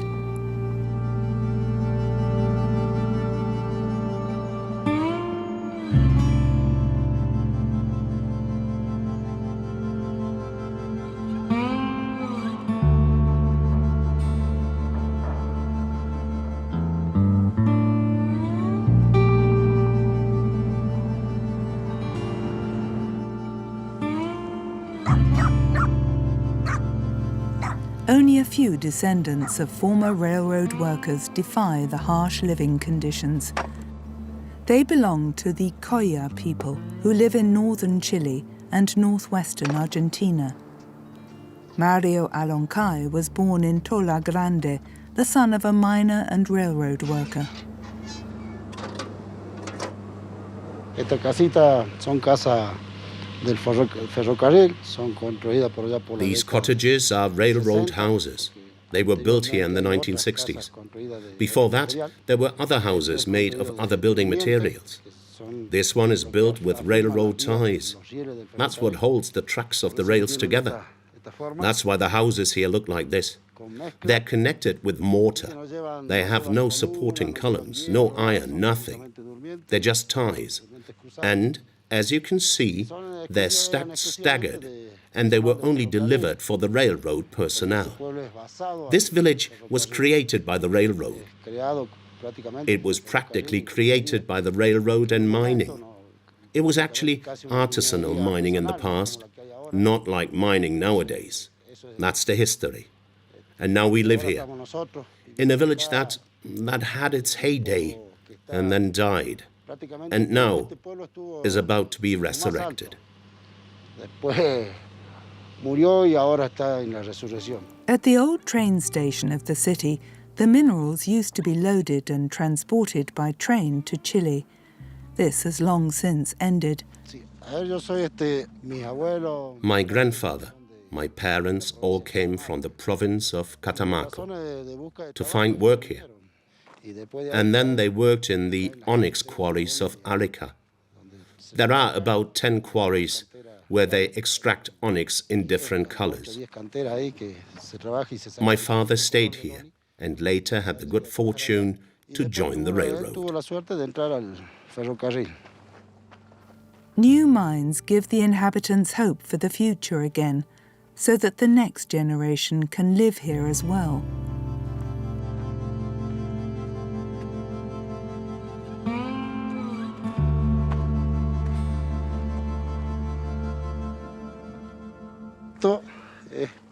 This is onyx stone. This is what was transported by rail. There are still traces of it here, remains of the broken stones that were brought by trucks from the Arita quarry at that time. There were several quarries there. The stones were brought here to Tola by truck and then loaded onto the railroad cars and taken to the various destinations where they were used for arts and crafts or construction.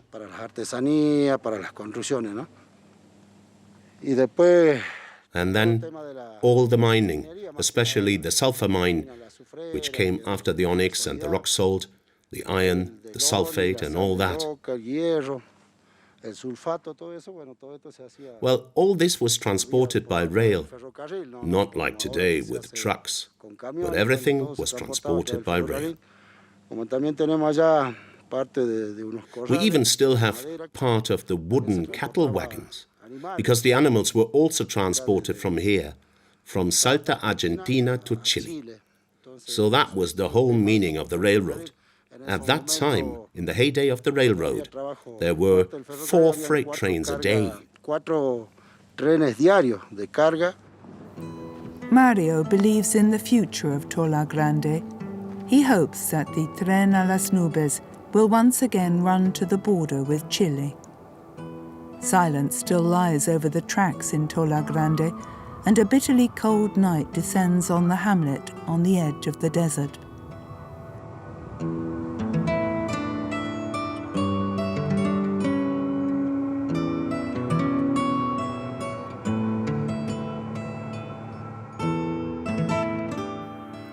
From the spectacular La Polvoria viaduct, the rail line runs nearly 400 kilometers through the Sala de Poquitos to the sleepy town of Tola Grande. From there, the Ramal C14 tracks lead to the Sala de Arizaro, the second largest salt desert in Argentina and one of the largest in the world. The soil here consists of salt crystals and sediments. Strictly speaking, the Sala de Arizaro is a huge salt lake. In the Kunza or Atacamenia language, the name means sleeping place of the vulture.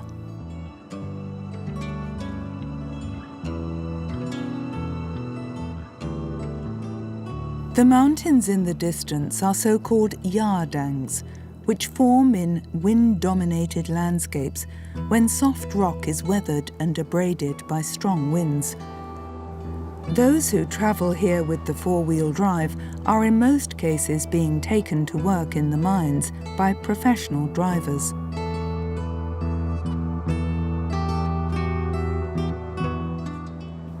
At an altitude of almost 4,000 meters lies the new Lindero mine.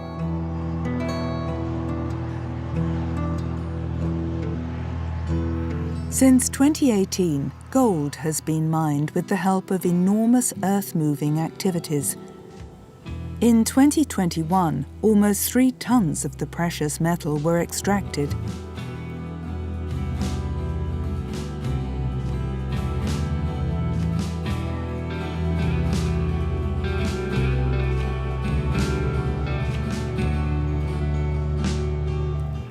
Based on scientific research, The entrepreneurs expect gold deposits for the next 13 years. Over 300 people work and sleep here. Their shifts change on a weekly basis.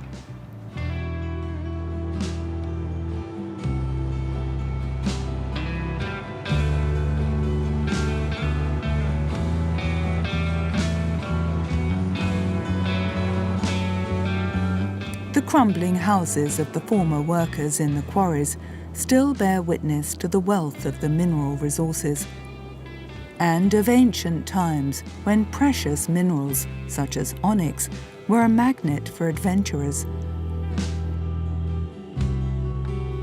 It's not only the continuing demand for precious raw materials that attracts people to this area, but also the fascinating landscape.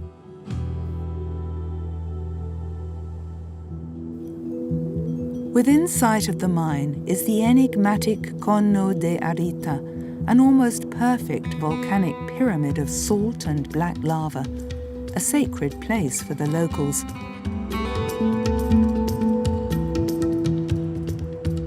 A perfect natural cone with a height of about 200 meters and a diameter of 800 meters, the Cono de Arita is one of the most amazing natural formations in Argentina.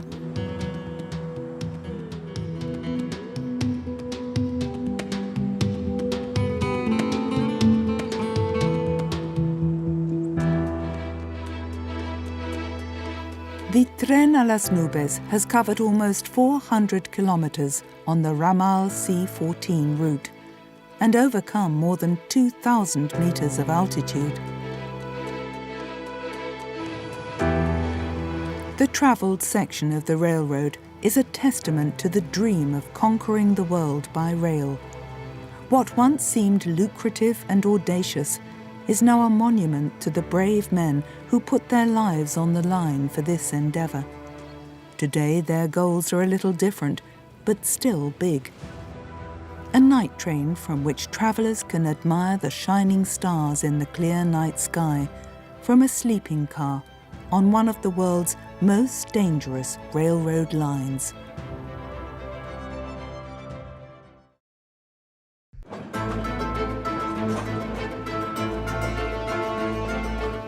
The Ferrocarril del Sur runs through the middle of Peru's mountains. To this day, the rail line is a wonder in the world of trains.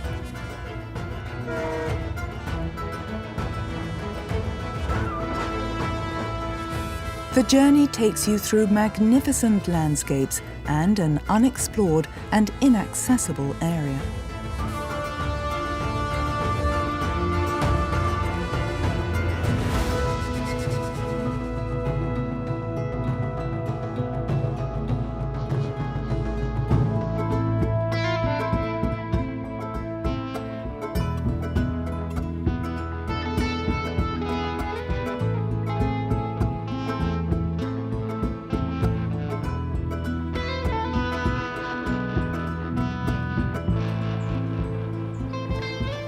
In the middle of the Andes lies the city of Cusco, the navel of the world in the legendary Inca Empire.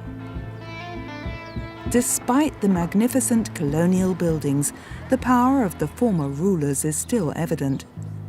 Emperor Pachacuti's presence can still be felt. In the main train station of Cusco, the Hiram Bingham train waits for guests from all over the world. The train has already travelled a long way. Its starting point is Singapore. Peruvians are proud of their folklore. A traditional dance opens the first leg of the journey on one of the most dangerous railroad lines in the world.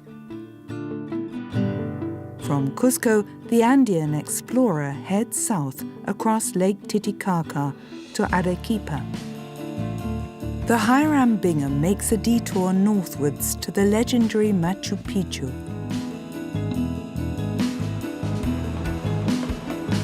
The train is a famed attraction. In the past, it was part of the collection of luxury goods of an Asian king. In Peru, the wagons were completely restored. Now the travellers can enjoy the landscape in a more relaxed way.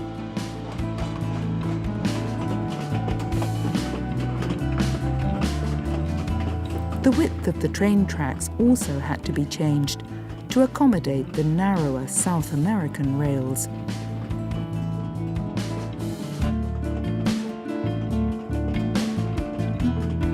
The train leaves the safe plains and enters the dramatic mountainscape of the Urubamba Valley.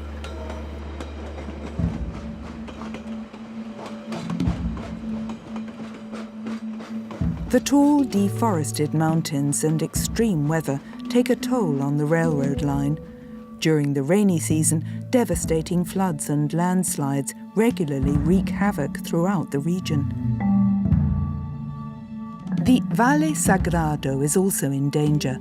The sacred valley of the Incas was, and still is, an agriculturally important valley.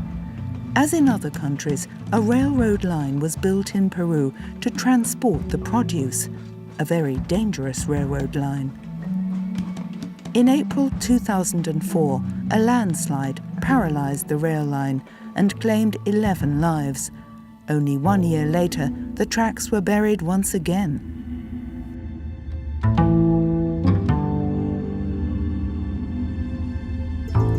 Not far away are the Maras salt flats, the highest salt farm in the world. Salt production in the mountains? A confusing idea. But the Andes also once lay on the seabed and only appeared after a tectonic shift. A tiny little spring irrigates the salt pans, and warm salt water springs from it. It supplies the individual salt pans via a wide labyrinth of channels. This alone ensured that already the Incas were able to mine white gold here.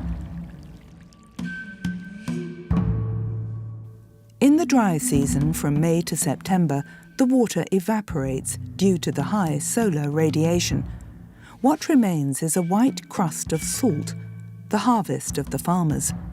Up to 150 kilos of salt can be extracted from each of these basins.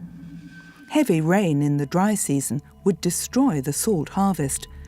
To this day, the descendants of the Incas therefore pray to their Pachamama, their Mother Earth, for favorable weather.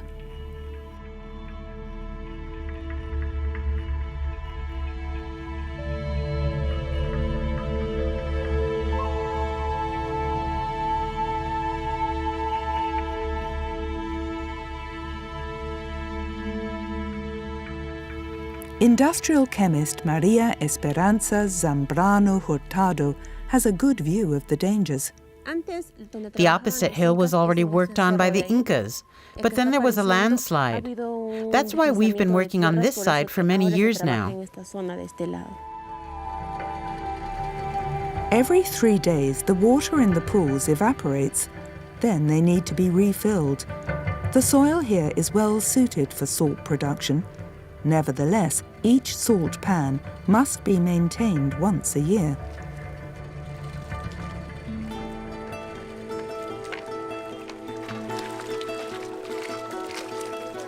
Salt mining itself is a back-breaking job, poorly paid and physically demanding. The work is done by hand. Machines aren't used in the salt fields.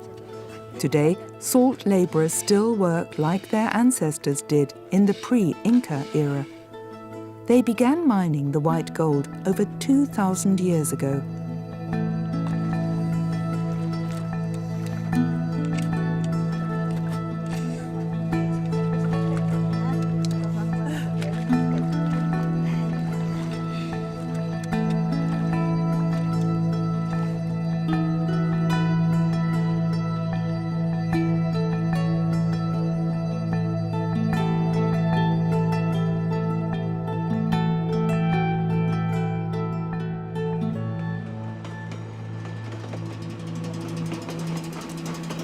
The view upwards can make you dizzy. The mountains to the right and left tower over the train line. On the way to Machu Picchu, the Hiram Bingham passes through one of the most impressive ecosystems in the world. This forest in the clouds seems impenetrable. so dense that the ruined city remained hidden behind the tropical vegetation for centuries. Long purple pedicles characterized the Queen's earrings, in Europe simply called a fuchsia. The Machu Picchu amaryllis also grows here, and an endemic orchid, the Cyrtochilum minax. The cloud forest of Machu Picchu is its only habitat.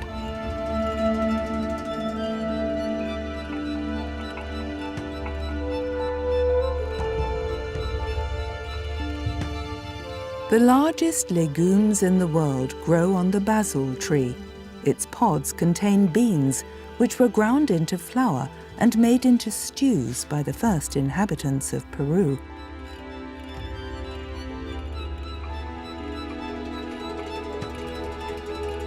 The mysterious garden below Machu Picchu is also a paradise for rare giant butterflies.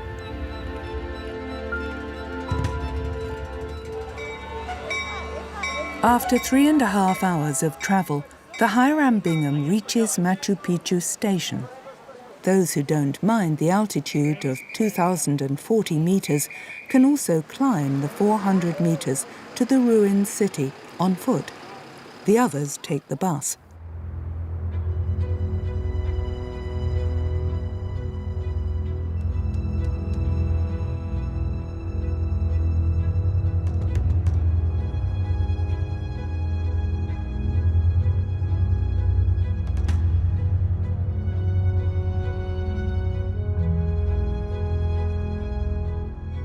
In the 15th century, the mystical city was built on a wild high plateau of the Andes.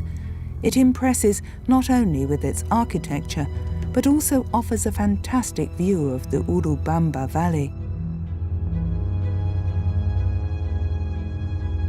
Around 1,000 people are said to have lived here at that time. There are many stories about the origin of the well-preserved ruined city, but in fact, these ruins keep their secrets to this day. Llamas and their relatives, the alpacas, have made themselves comfortable here. The animal city dwellers pose good-naturedly in front of the cameras of the short-term guests.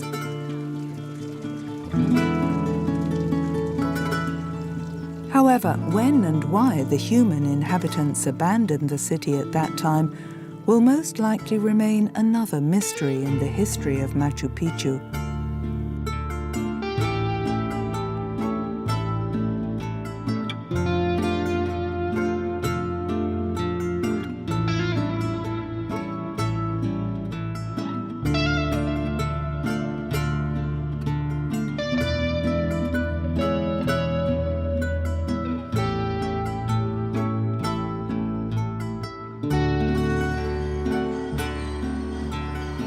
Back in Machu Picchu Station, also known as Aguas Calientes, until today the starting point to the old mountain is only accessible by train.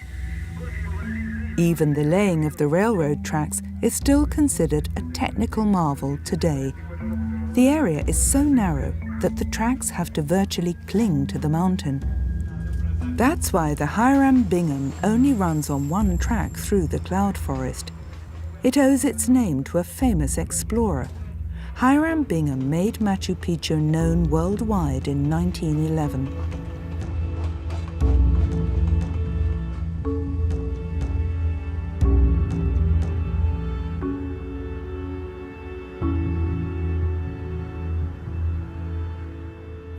From Cusco, the ancient capital of the Inca Empire, the Andean explorer travels through the high plains of the Peruvian Andes before reaching Puno and the world-famous Lake Titicaca. In the 19th century, the railroad line was planned for freight traffic, but that is no longer the case. Today, the Andean explorer transports travelers who want to see the sights in southern Peru.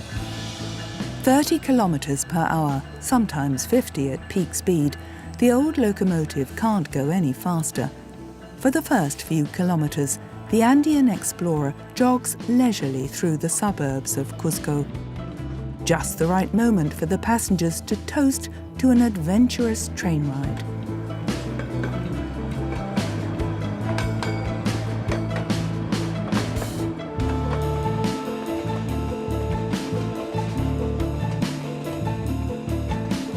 Clear the way for the Andean explorer on its research trip through the Cordilleras of Peru.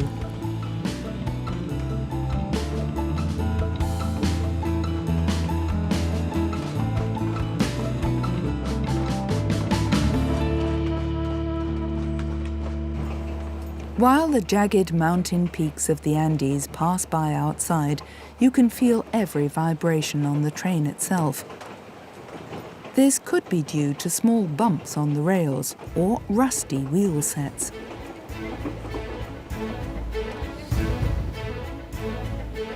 Nevertheless, the passengers do not skip a meal. Drinking plenty of water is particularly important. This is because sufficient fluid intake prevents altitude sickness. Above an altitude of 2,000 meters, many travelers suffer from headaches and nausea.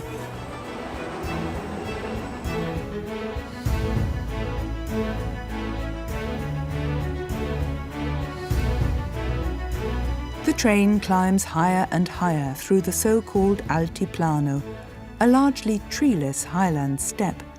It runs between the high mountain ranges of the West and East Andes.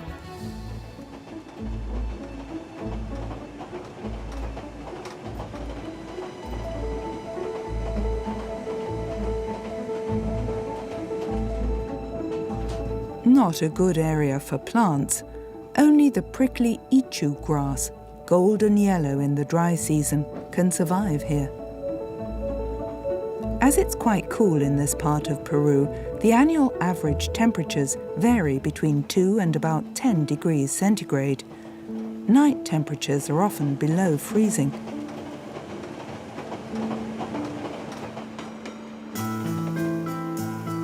But it is precisely in this wild roughness that the unique beauty of the landscape lies. The people live mainly off agriculture. The climate is ideal for the undemanding alpacas. The habitat of the alpacas is at an altitude of up to 4,000 meters. The animals are exposed to temperatures of up to -30 degrees. They can withstand this well because their wool keeps them particularly warm. Among the Incas, an alpaca coat was considered a sign of prosperity. To this day, the wool of the dark animals is particularly valuable. Aidi Mesa Chatata works in the laboratory of the Institute of Wool Fibers and Reproductive Biology. Together with the other researchers, she wants to find out how wool and meat production in Peru can be improved.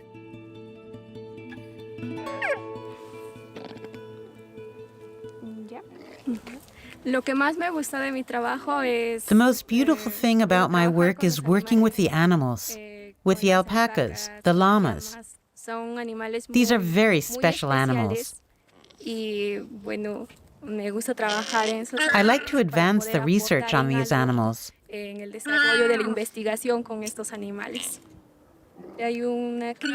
There is a kitten. It was sick, and that's why it was brought here. Together we cured it and named it Mayonnaise. Yes, this is my favorite animal in this herd.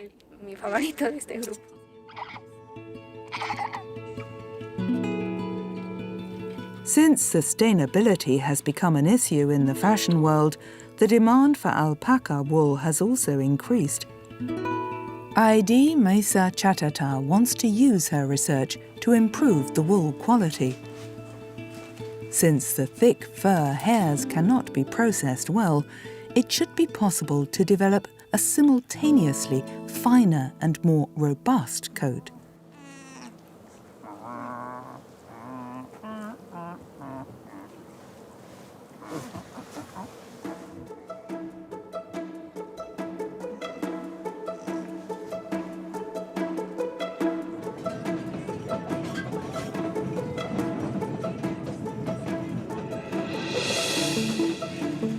Along the La Raya mountain range, the Andean explorer winds even higher through the Altiplano.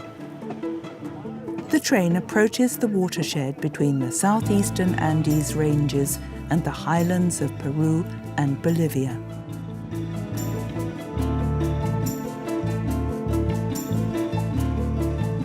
Here, at the highest point of the route between Cusco and Puno, at an altitude of over 4,000 meters, the Andean highlands show their breathtaking beauty.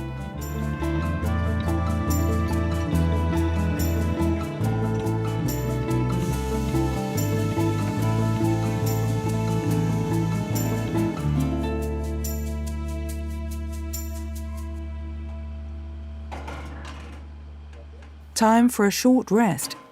At Abra La Raya, the highest point of the journey to Puno, breathing becomes difficult, and the travelers' steps slow down. The traders don't mind the 4,338 meters. In the shadow of the snow-covered peak of Apu Chimboya, they sell their stock despite the altitude and cold. Clothes, bags, and warm blankets. The material, colors, and patterns are traditional. The cuts adapted to European tastes.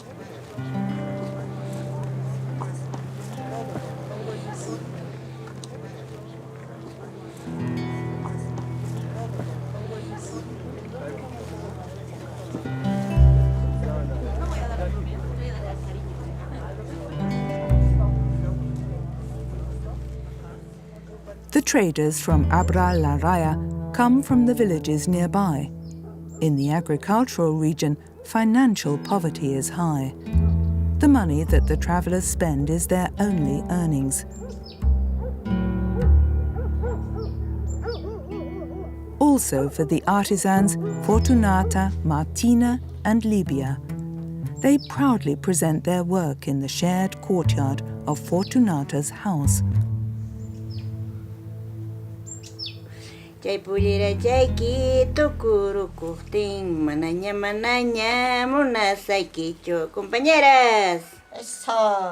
Their songs, which they sing in their language, Quechua, are of course about love and about the transience of great feelings. They wear out like a colourful skirt. That's how they tell it in their old song.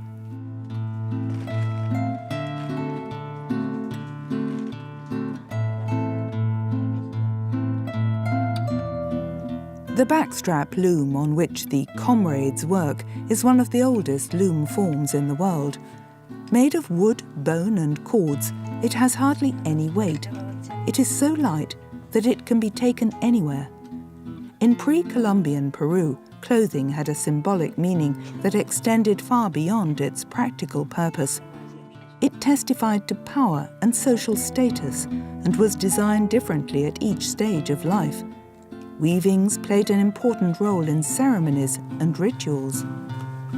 For Fortunata Canascano Santa Cruz and her comrades, the costumes are a part of their lives.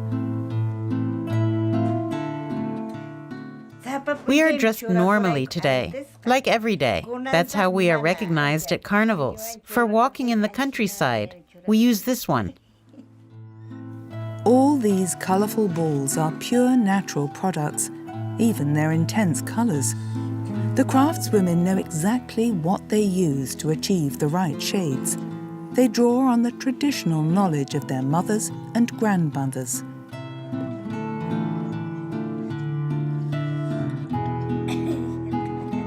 Herbs, seeds, roots.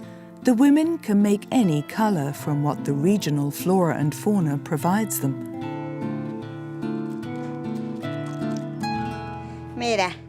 It's turning red. Look here. You see? Red.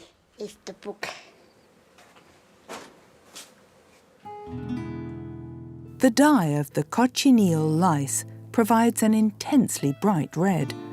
The patterns that the women put into their handicrafts are inspired by nature, like flowers or the condor.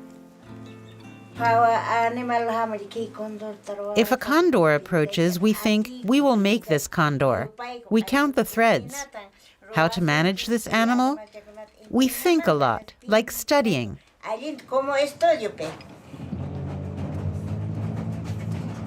The Andean explorer is slowly picking up speed again.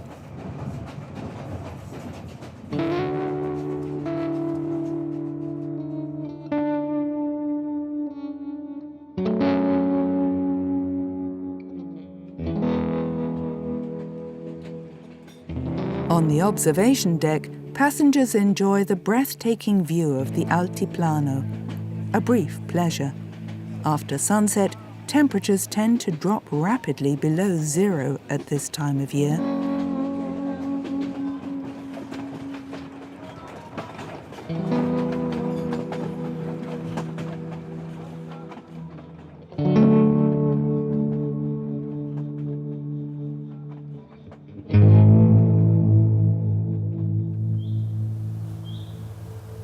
The Andean explorer spends the night in the port of Puno. The city lies on the world-famous Lake Titicaca at an altitude of 3,812 meters. In the early morning light, the large body of water is particularly fascinating. The old stories around the lake come to life. According to legend, the Inca Empire began here, where Manco Capac and Mama Ocllo emerged from the lake and founded the Inca dynasty. The fact that the lake is 178 kilometers long and up to 67.4 kilometers wide is no myth. Allegedly, Lake Titicaca is so large that it can even be seen from the moon, and it is the highest navigable body of water in the world. The train will stop until the afternoon today, enough time for the mechanic to work his magic. I have already restored half the pressure, 90 libras.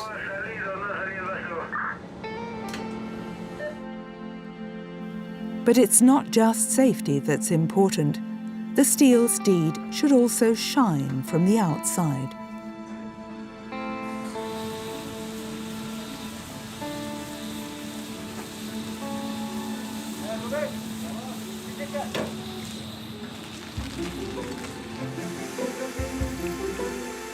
Lake Titicaca is the biggest attraction that the city of Puno has to offer. Puno was founded in 1668 by a Spaniard, in a time in which, in this region, mainly silver mines were operated, hence the name Puno, City of Silver.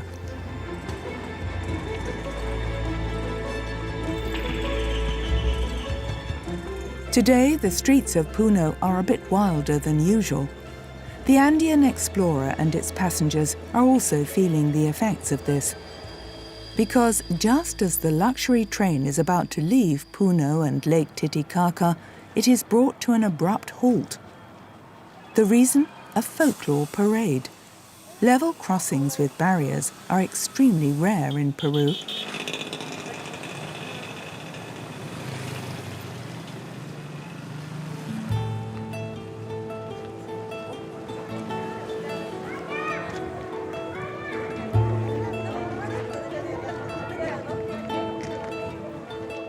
No one here seems to be afraid of approaching trains.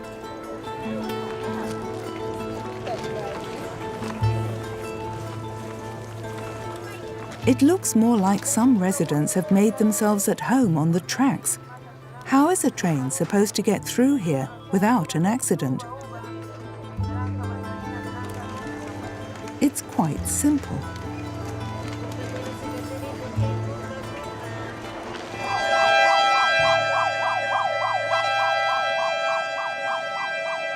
A safety vehicle ahead announces the passage of each train with loud honking.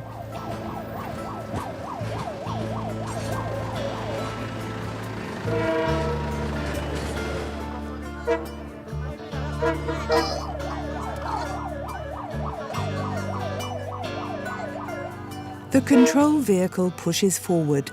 The Andean explorer wants to be on time.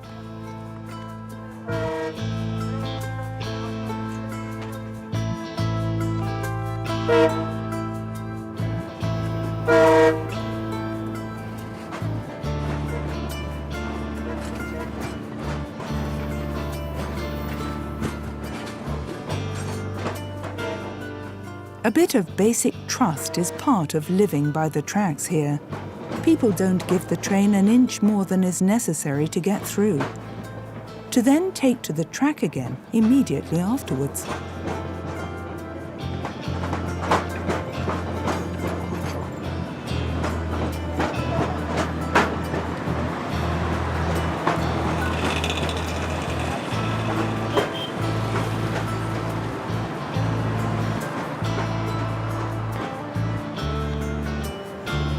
Only where the inhabitants of Puno cannot reach the tracks can the train pick up speed, but a few meters further on it stops again. Students celebrate their university's 160th birthday. On this day, Puno really lives up to its reputation as the capital of folkloric festivals.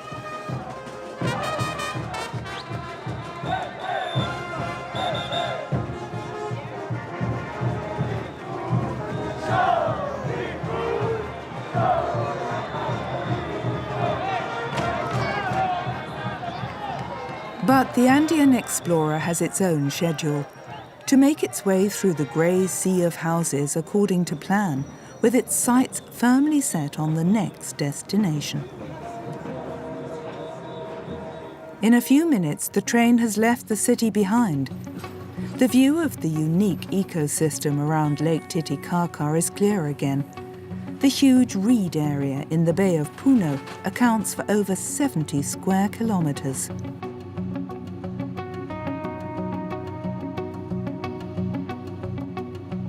The totora reed is a sour grass plant and is used in many ways. It also serves as pasture for the cows of the indigenous people, the Urus. With its area of 8,372 square kilometers, Lake Titicaca is the largest freshwater lake in South America. It stretches across the border to Bolivia. Those who have already acclimatized to 3,820 meters above sea level on Lake Titicaca can enjoy a refreshing cocktail in the train bar. The others prefer water. And either way, you can enjoy the view from the train window. What can't be seen from the train, however, is climate change. Decreasing water levels are taking their toll on this unique natural formation. In the past, the Urus people lived on the lake. They were already here before the Europeans came to South America in the 16th century. Until a few decades ago, their descendants, the sea people, earned their living by catching fish and birds. But in the meantime, tourism has become the main source of income. Like for Fresia and her mother, Olympia. 7 days a week, they offer boat tours to the floating islands, the landmark of Lake Titicaca.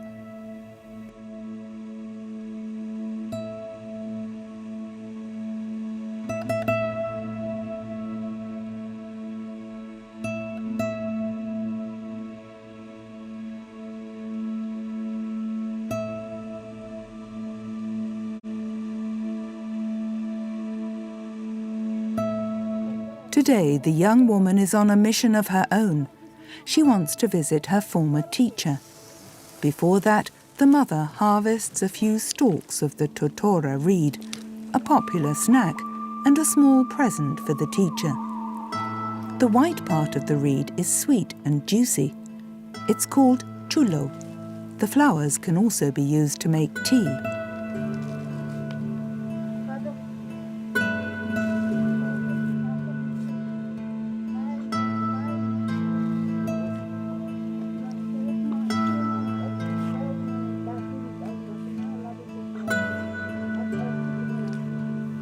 But the reeds are not only for eating. For Fraser's ancestors, life on the lake was hard. They were exposed to many battles and were a strident people. To defend themselves, they built islands of reeds in the lake. This was the only way to escape their enemies. On these small islands, the persecuted even survived for several years. The Urus became islanders and the world's only displaced people who, in a sense, created their own country.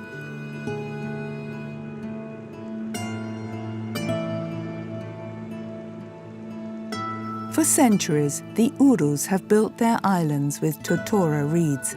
Its stalks grow up to 3 meters long. The inside of the stalk is riddled with cavities. Dried and bundled, the reed has a high buoyancy and can float on water, like a boat. Fraser's former school is located on one of the islands, a school for the children who live on the lake or in Puno. They travel to school by boat. The parents bring their children here, or the older ones come to school in their own boat.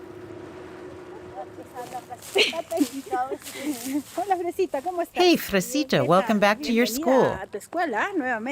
How's it going? Let's go.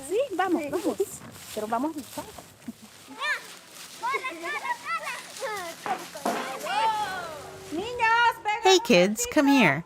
Here's something for you.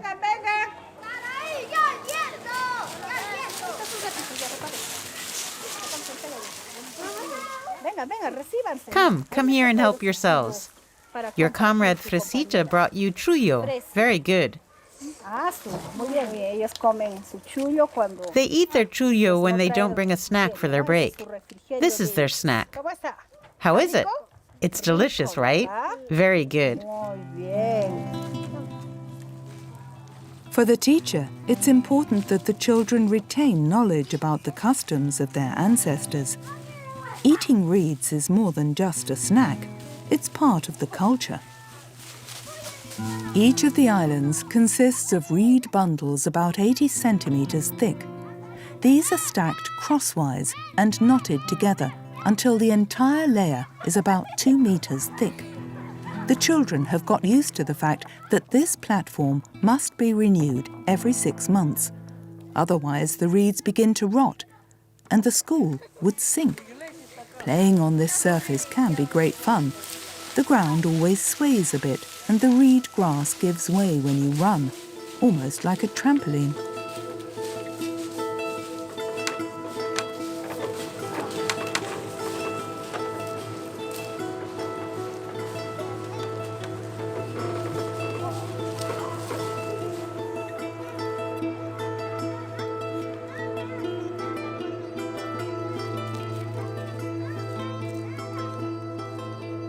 On the way home, Fraser and her mother Olympia pass reed farmers. They harvest the precious grass for further use as building material or as cattle feed. Reeds are the lifeblood of the people around Lake Titicaca.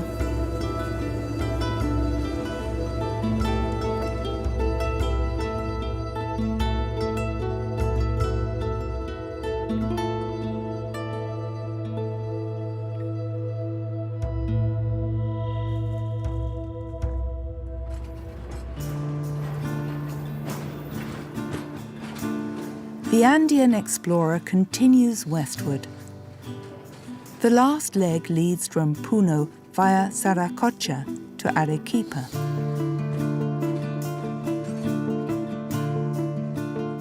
The stretch from Lake Titicaca to Lake Saracocha is probably the loneliest section of the trip, a natural panorama as grandiose and undeveloped as the Arctic.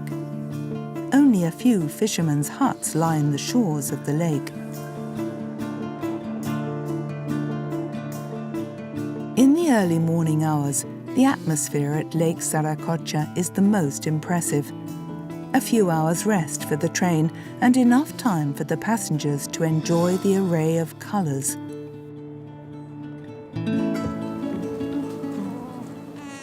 The alpacas feel at home in this inhospitable area. They find enough grass in the treeless highland steppe. After all, they have to eat 5% of their body weight every day.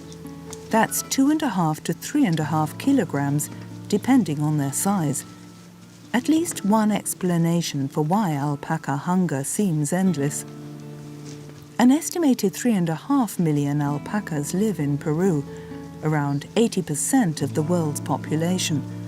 But not only do the alpacas find perfect living conditions here, Lake Saracocha is also a true feeding paradise for a number of water birds.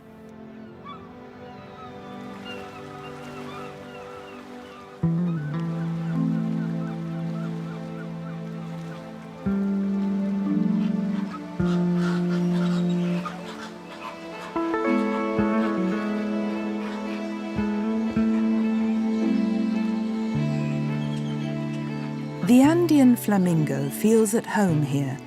Contrary to popular belief, this species loves the cold. In the early morning hours, the numerous waterfowl are particularly easy to observe. Framed by the train window, a snapshot memory. Working on the locomotive, a childhood dream of Juan Espinosa. I've been fascinated by trains since I was a child, because my grandparents were railroad workers. My greatest wish has always been to become a train driver, and I have achieved that.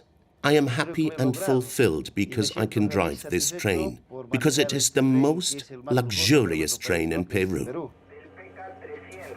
With the icy temperatures at over 4,000 meters, the only thing that helps is to wrap up warm. The higher we go, the colder it gets. The challenge is that the rails have to be lubricated so that the wheels don't pop out of the tracks or ice over due to the frost.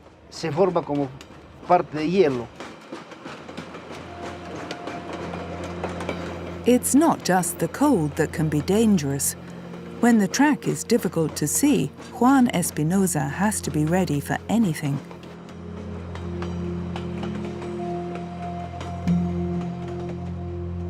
A few kilometers after Saracocha, the Andean explorer passes the highest and coldest point of the trip at 4,528 meters.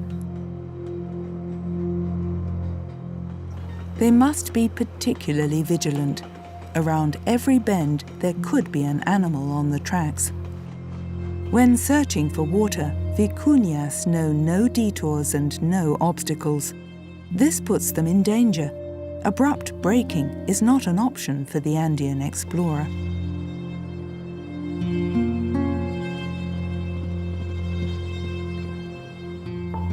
Vicuñas are the wild relatives of alpacas. Although their wool is particularly precious, it has not been possible to this day to domesticate them. No tree grows in this part of the Andes. There's almost no rain. Volcanoes border the horizon in the distance. Otherwise, nothing but endless space, dust and blue sky. The wild west of Peru.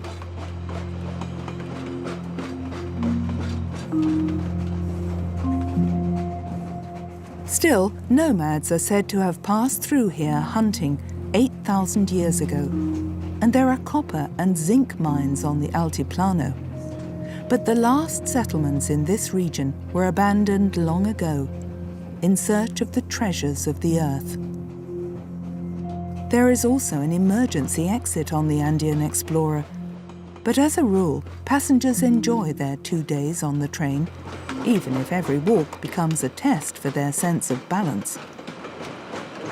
The swaying ground is also a challenge for the waiters, but the experienced onboard staff do not spill a drop.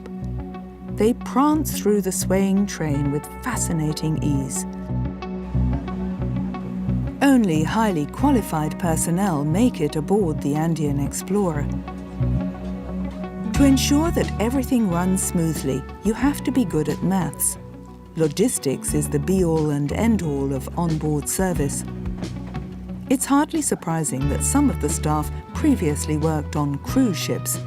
That's where they learn to walk in a straight line when the carriage is lurching. In the galley, it's not only shaky, it's hot. Sous chef Carlos Risco is proud to serve a Michelin star menu twice a day. We take into account in all our dishes that we are here between Cusco, Puno and Arequipa. We work with special ingredients so that our guests feel comfortable and so that the altitude doesn't affect them. We serve freshly caught sea bass with regional beans, flavored with muña. This is a digestive herb, good for our guests. Food is also served in the train compartment. The narrow aisle makes it difficult for the staff. Even if the train sways, the plate remains unaffected. Undaunted, the train fights its way through the mountains.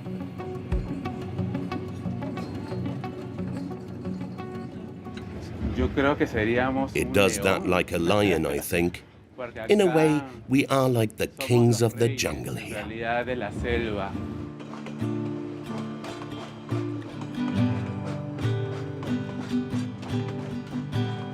The Andean explorer is approaching the next highlight of the trip.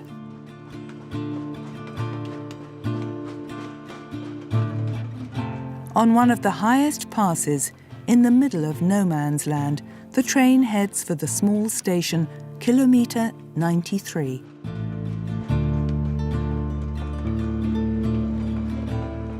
Here, some of the travelers leave the Andean explorer to make a detour into the Colca Canyon on their own. However, they still have to cover about 100 kilometers with a four-wheeler before they can enjoy the magnificent view.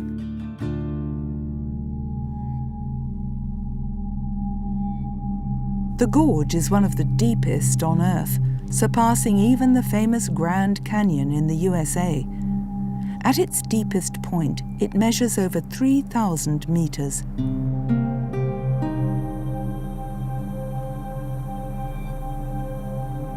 In the morning, when the updrafts of the canyon are favorable, the most imposing bird of prey in South America takes advantage of the lift. At the so-called Cross of the Condor, they majestically launch into the air. Only about 10,000 birds still live in freedom today. It is a particularly magical moment for any observer when the King of the Andes circles the sky.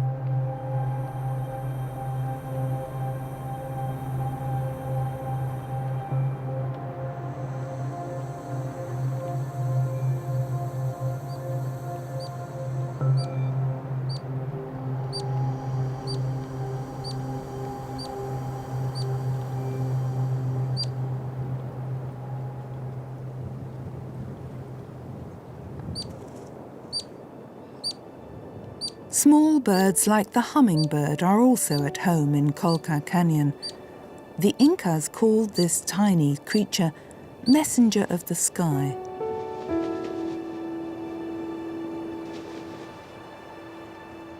The hummingbird feeds on the nectar of the flowers. It sinks its long beak into the flower calyx exactly like a straw.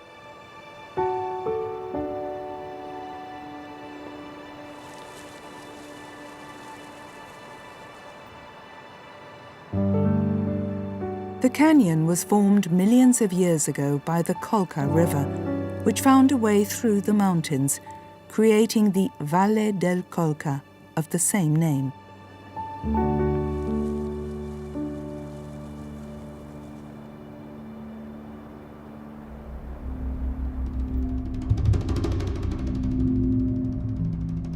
Ranchers in the region feared the giant birds, but now they appreciate the scavenger.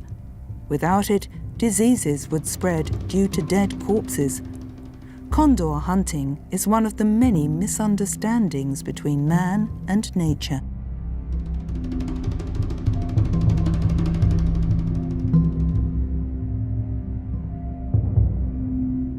The region around the Colca Gorge has been used for agriculture for a long time. The plateau adjacent to the gorge consists of huge terraces created by man. Even before the Incas, the earth was made usable in this ingenious way. Corn, potatoes, and of course quinoa are cultivated here.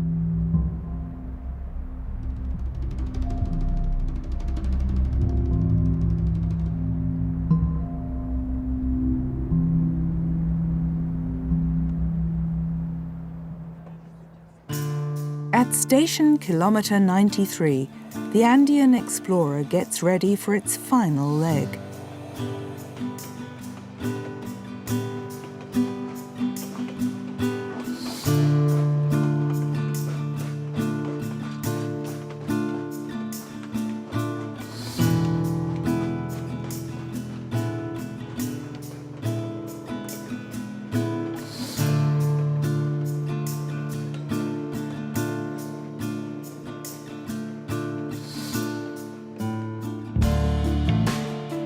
From station kilometer 93 to Arequipa, the railroad line winds another 100 kilometers or so across the barren plateau in southern Peru. The route passes through the Reserva Nacional de Salinas y Aguada Blanca, a national nature reserve that covers over 3,600 square kilometers, a mythical area characterized by peculiar rock formations, a so-called stone forest. Among other animals worthy of protection, it's also home to the vizcacha, a Peruvian hare mouse that is actually related to the porcupine.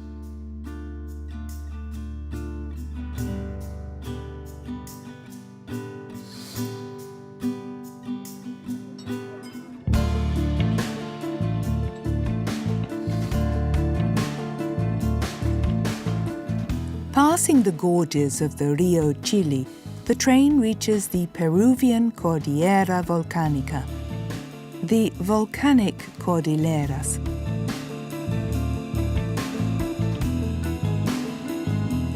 It is the name of several volcanic mountain ranges and an area that was sacred to the Incas. For them, the partly snow-covered volcanoes were the seat of the gods. Today we know that the Cordillera Volcánica is closely connected with the Pacific Ring of Fire, one of the most active volcanic regions in the world. In Peru, several tectonic plates touch. That's why there are more than 400 noticeable earthquakes every year.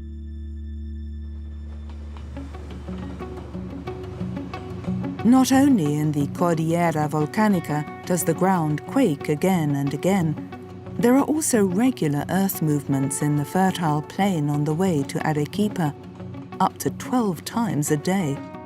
The people who live here have long since got used to it.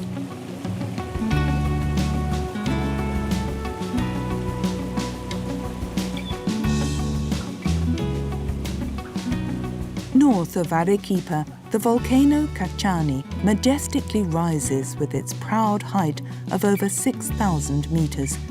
And right next to it is the landmark of the city, the Misty volcano. The snow-capped volcanoes are considered the abode of the Apus, deities to whom priests sacrificed adults and children in the Inca era. For the inhabitants of Arequipa, it is certain, when the moon separated from the earth, it forgot to take Arequipa with it. The colonial buildings built of bright volcanic rock sparkle in the sun. Arequipa is widely known as one of the most beautiful cities in Peru.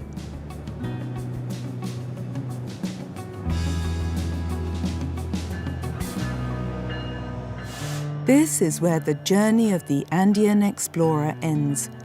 The farewell ritual is always the same. The guests are thanked with a big round of applause. It's not uncommon for tears to flow. The intense experiences of the journey bring everyone together.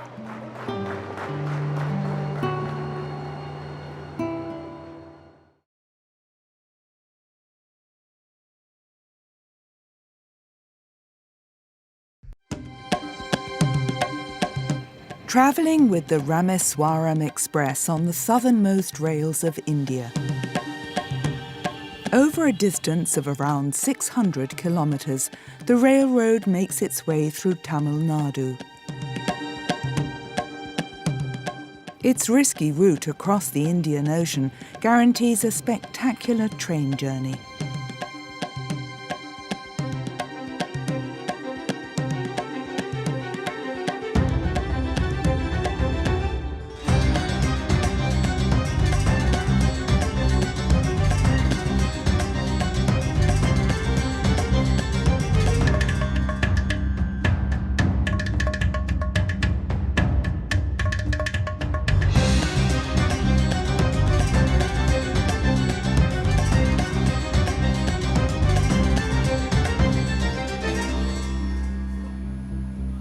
It's November and the rainy season transforms the landscape. The Indian monsoon season is considered the largest in the world and is both a curse and a blessing for the people.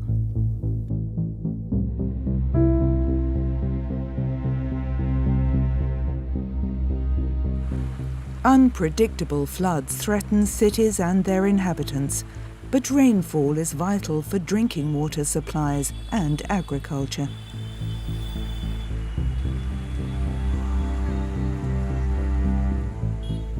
In Chennai, the metropolis on the Bay of Bengal, with its more than 11 million inhabitants, drinking water is a particularly scarce commodity.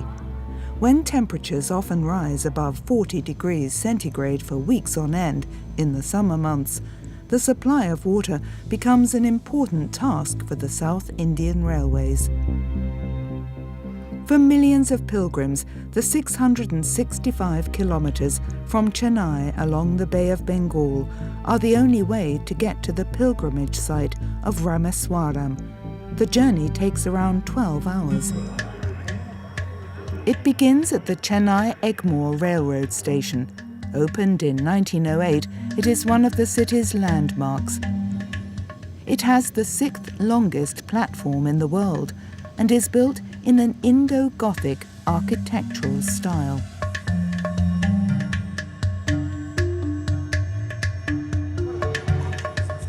Around 150,000 travellers set off from here every day. A ticket to the pilgrimage site Rameswaram costs about €3, so quite affordable. For 10 years, cleanliness and safety have been top priorities at Chennai-Egmore, especially the safety of female passengers travelling by train. Excuse me. இந்த வண்டில உங்களுக்கு ஏதாவது பிரச்சனை இருக்கா? இந்த பல்லவன் ட்ரெயின்ல இருந்து வந்துருச்சா? The security purpose ஏதாவது பிரச்சனை இருக்கா உங்களுக்கு? இல்ல நல்லா இருக்குதா? Safety? After the last bombing a few years ago, security has increased significantly.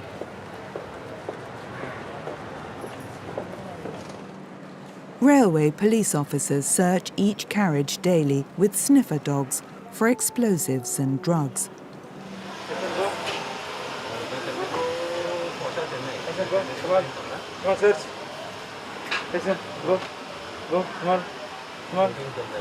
Go inside.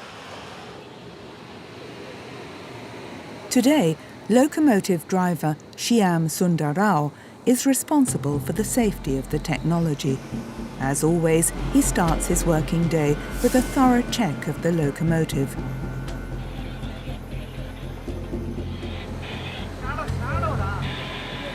Okay, sir.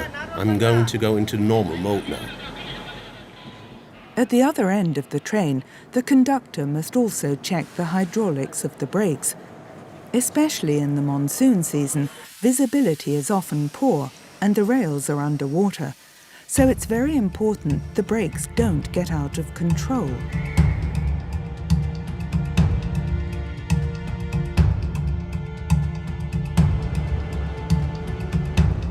Safety check passed, the journey can begin.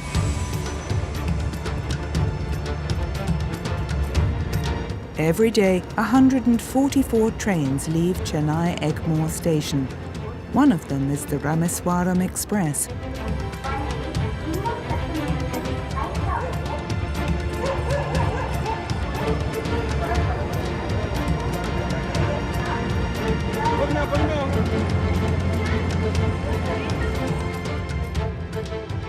When it opened in 1908, Chennai Egmore Railway Station was only a branch station for metropolitan trains to the sea. But the rapid development in rail transport made it the gateway to the south. On board the Rameswaram Express, the pilgrimage begins for the Parimala family with a hearty meal. They brought their own breakfast, as there is no food service for safety reasons. Near the coast, the railroad crosses a fertile and flat landscape.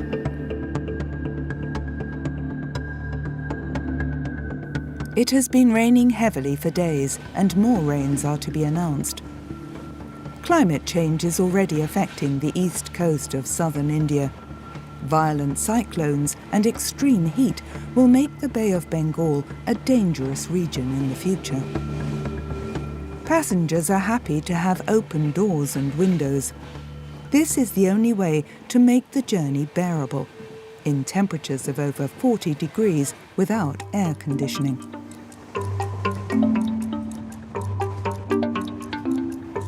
Rail travel in India is not always comfortable, but trains are the most important means of transport for people and goods. India is still an agricultural country, with over 40% of the workforce working in agriculture. South Indian freight trains alone carry over 30 million tons of cargo a year. Please go to the back with the luggage. To the back. Standing right by the open door is a risky pleasure, which is not looked upon favourably by the railway police. The immediate response would be the train resembles a snake. But for me, the train is an elephant. Elephant is so big that the train is patient, accommodating, and it takes care of everybody. She is a mother elephant to me.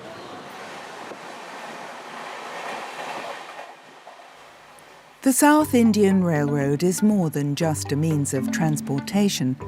In 1859, the English colonial power started the construction of the first train line, which today, of course, connects people in the city and the country.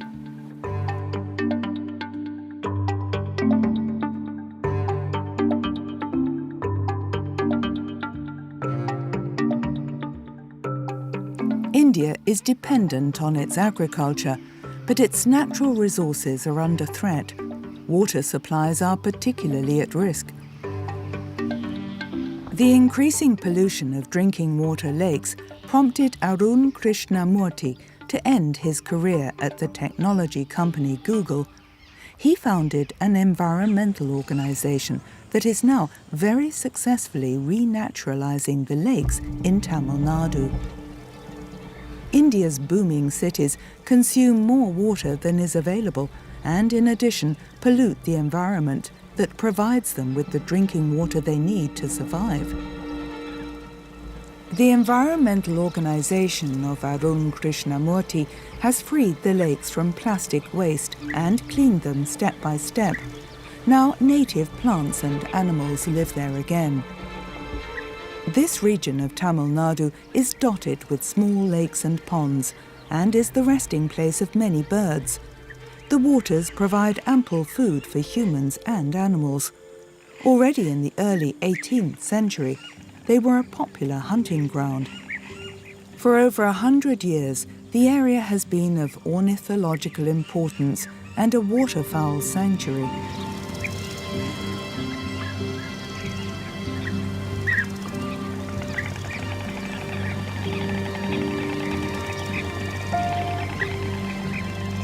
It is only thanks to the commitment of environmentalists that today cormorants and countless storks in particular can find food here again. For them, the open stretches of land have become perfect winter quarters.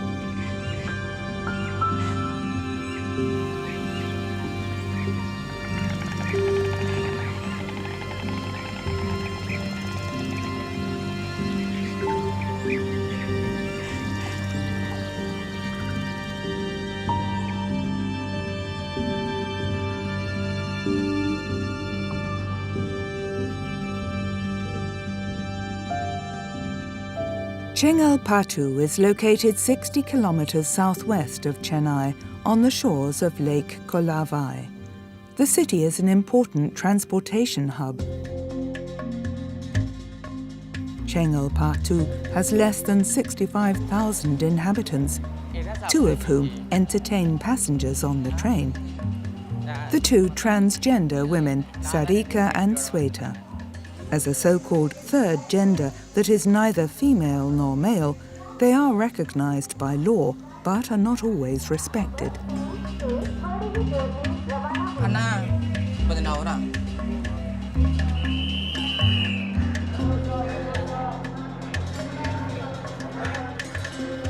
Although the railroad has now banned the performances, Sarika and Sweta have not given up entertaining the passengers with their shows. The ride from Chengalpattu towards the south is their most important source of income.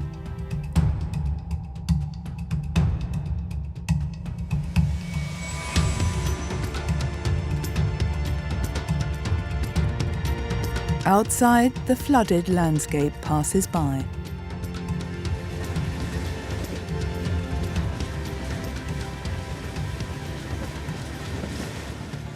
அப்பா உங்க கையால என்ன கூட பத்து நல்லா இருப்பேன் ஒரு 10 ரூபாய் கொடு நல்லா இரு மம்மி நல்லா இருக்க தங்கம் நல்லா இருச்சா ஒட்டடா கம்பத்துல ராத்தா விட்டுட்டு போனாரா இன்பத்துல திண்ணையோரம் புளிய மரம் மஸ்தா மூத்தாரு தான் வெச்ச மரம்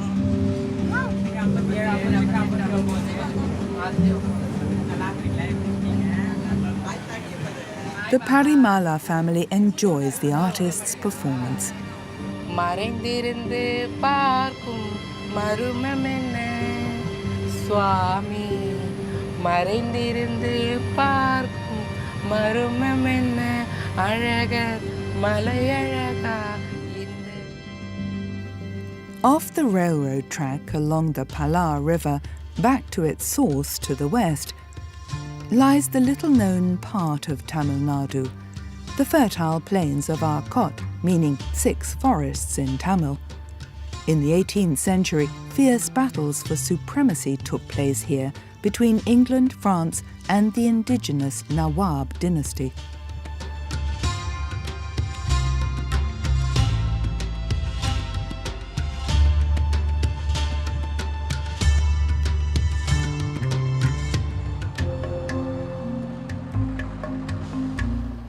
The next stop is Viluppuram. The local station is an important railroad junction, as here the line splits. The Rameswaram Express continues south. All trains to the west and east to the Bay of Bengal pass through this bottleneck. Due to strict COVID measures, there are still far fewer passengers on the road. The stations are surprisingly empty by Indian standards.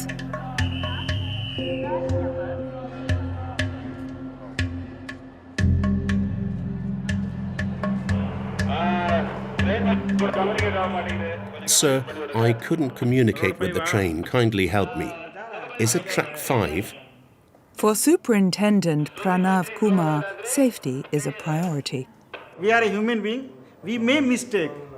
But in railway, our Indian railway concern, they are telling that a station master should not do any mistake. We have to perform, we have to give our 100%. Because many trains on India's tracks date back to colonial times, safety is a top priority. And although the government has spent billions on modernization, an average of around 30 people still die every day on train journeys.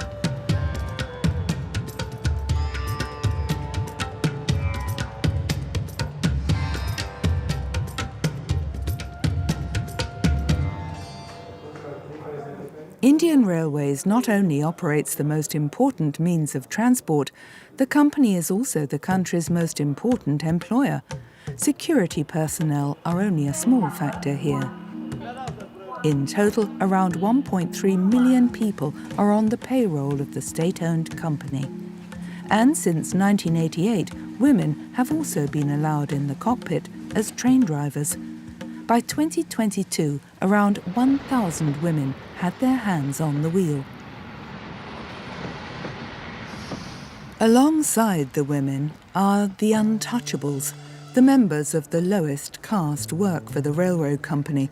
They clean the tracks of excrement and dirt, a task that no one else in India wants to do.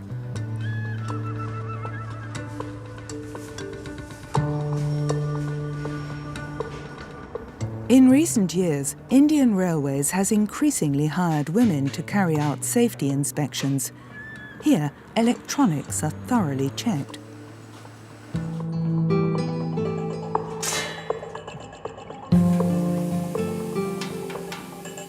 Safety comes first, but cleanliness is just as important. Cleaning teams are on duty at many stations, removing dust and mud stains, also seen as women's work. Women are an integral part of the Indian Railways, even in management positions. Using a magnet phone that works independent of electricity, Station Master Rajasri announces the number of the next train. Train number 16111. Everything is under control, and the Rameswaram Express can enter Vilupuram station. The Parimala family has now been on the road for almost 3 hours. That's how long it takes to cover the 160 kilometers from Chennai to Vilupuram.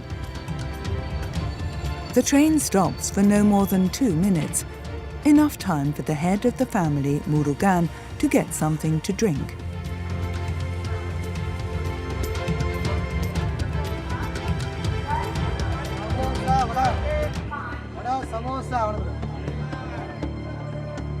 Coffee.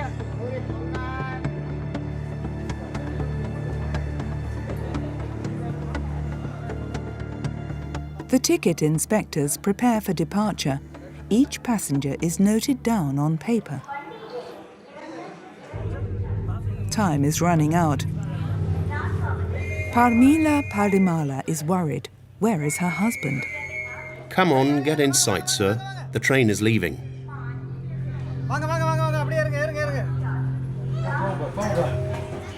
He just made it. Bad luck for those who are late.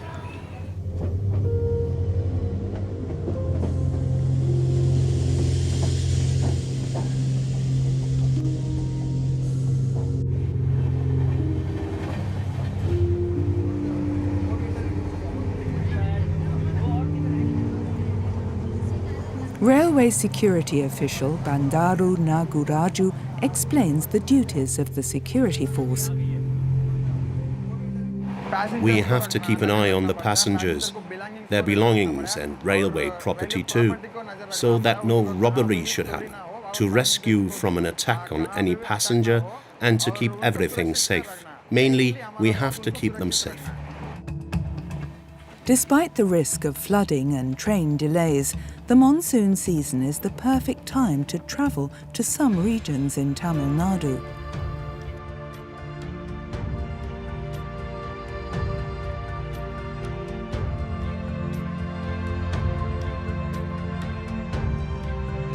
The Kapiri River, one of the 5 major rivers in South India, crosses the region.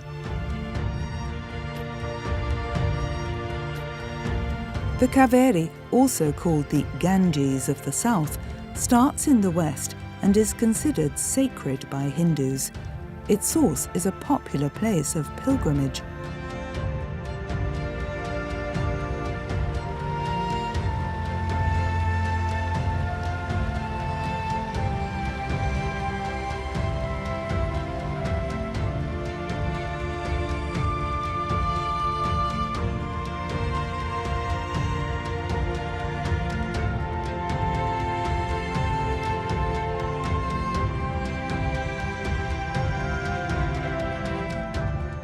In Srirangam, the Ranganatha temple can be seen from afar.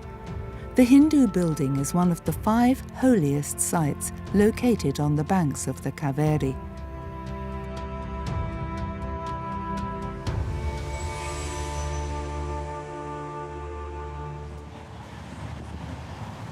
The temperatures are rising. and the gentle jerking of the train is soporific. After about 8 hours, they reach Tiruchirappalli. A quick glance out of the window. A few clouds in the sky, but no storm in sight.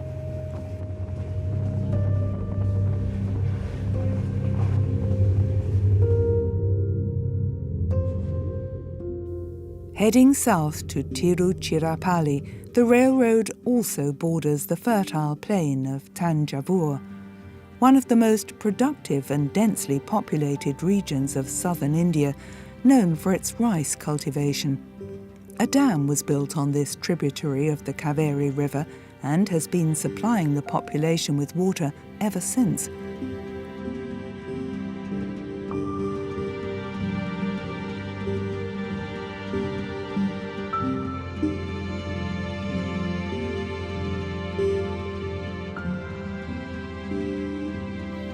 There are no more signs of the devastating floods of 2005, which claimed the lives of hundreds of people.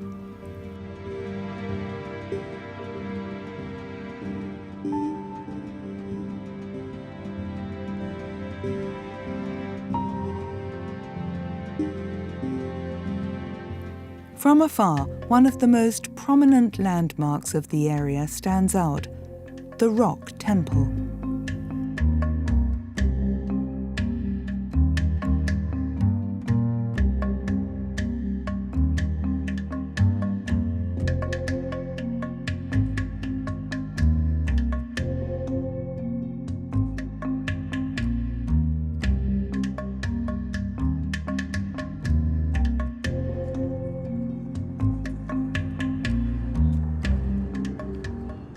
"320 kilometers south of Chennai, the train crosses the Kaveri River to the temple town of Tiruchirappalli, meaning City of Heaven.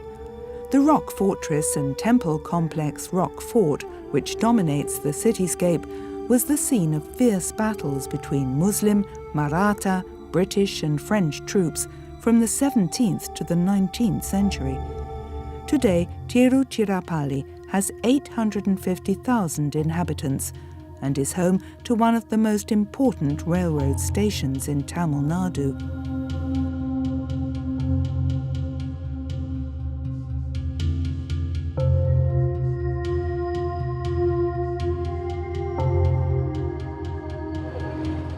Tiruchirappalli Junction is a junction station and headquarters of the Southern Railway Zone. Around 15,000 passengers use this junction daily.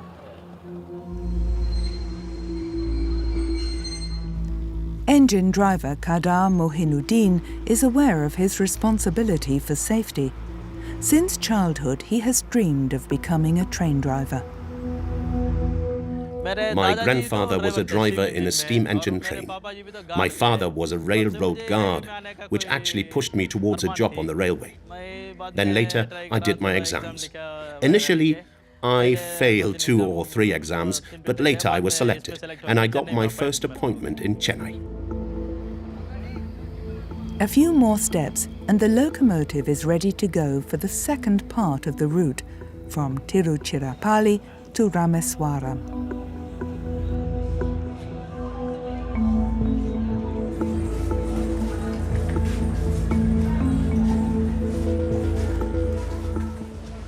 Every day, thousands of pilgrims come to see one of the famous temples of the city.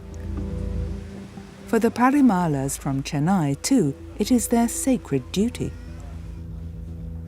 The postal station in Tiruchirappalli is bustling with activity. From here, letters are sent in all directions. In the past, there were mail trains, the so-called mails. Today, they're carried in baggage cars.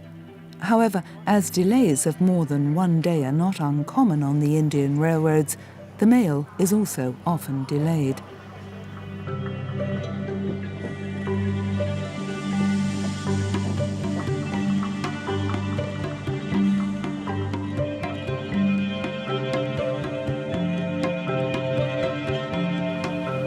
Today, however, the Rameswaram Express leaves on time. Ticket control on the train is very strict. The name and date of birth of each passenger are checked. The Parimala family has spent the night in Tiruchirappalli and is now having breakfast. From Tiruchirappalli, the train takes about 4 hours for the 250 kilometers to Mandapam, the last station before the Pamban Bridge. South of Tiruchirappalli, fertile fields line the railroad. The floods caused by the monsoon rains are dangerous for the train. The train driver constantly keeps an eye on the water level on the track. As soon as the water reaches the rails, he must stop.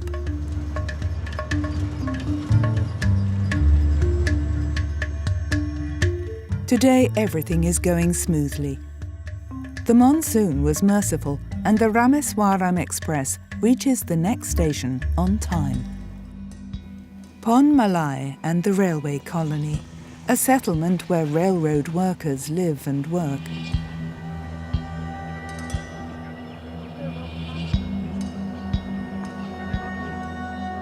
Right next to the station is the so-called train graveyard. Discarded locomotives and railroad cars are stored for recycling.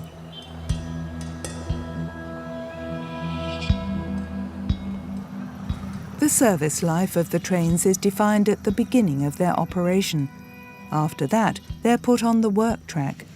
Recycled parts are sold in the South Indian workshop of the railway.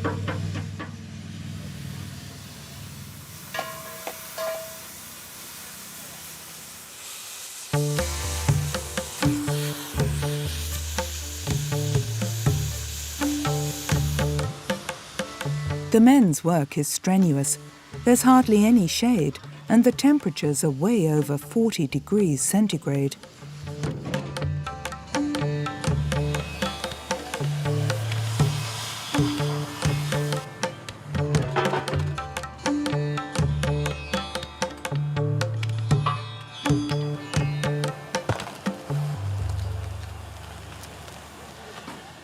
And who also does the really hard work?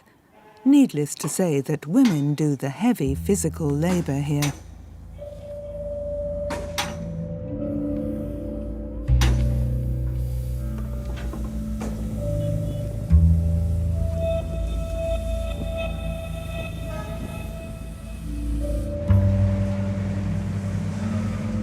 Just a few steps away from the railroad cemetery is the Golden Rock Railway Workshop, one of 3 railroad workshops serving the Southern Indian Railroad area. It was built by the East India Company in 1928. By the standards of its time, the plant was a technical sensation. During the Second World War, Royal Air Force aircrafts were repaired here.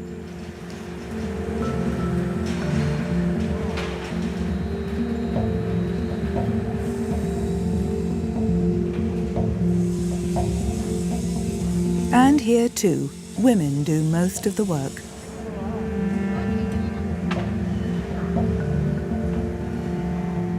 In 2018, the Golden Rock Railway Workshop had over 6,000 employees. The current capacity of the workshop is 12 locomotives per month. Everyone at Southern Railway is particularly proud of the fact that women play a crucial role in this.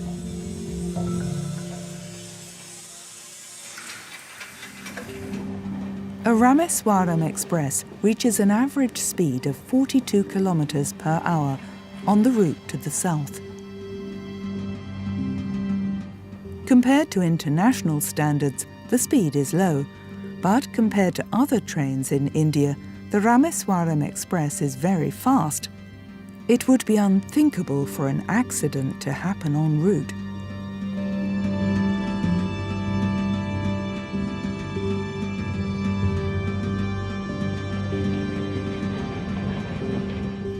A disaster if the engine driver were to fall asleep for even a minute.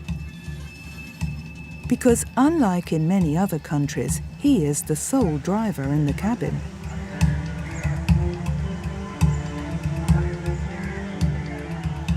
The unpaved railroad crossings pose a major risk for accidents. This makes it all the more important to always keep an eye on the rails.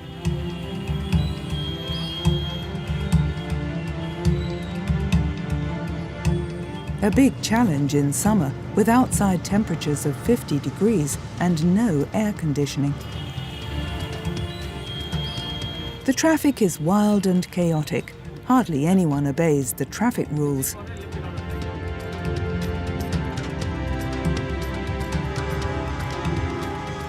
Deafening honking in the hope that this time no accident will happen.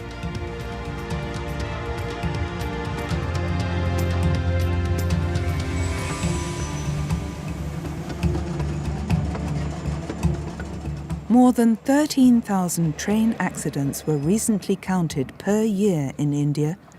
Over 8,000 people have either fallen off a train or been hit by a locomotive while crossing the tracks.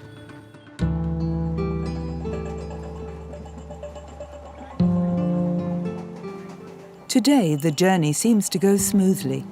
The journey will not take much longer. It's about another 3 hours to Rameswaram.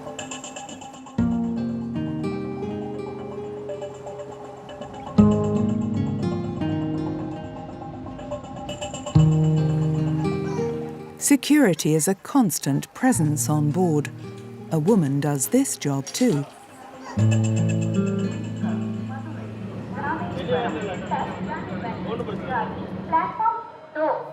Time for a quick Indian rice ball. On the train, there is still no food to buy due to COVID regulations. The final sprint, just under 80 kilometers to Rameswaram.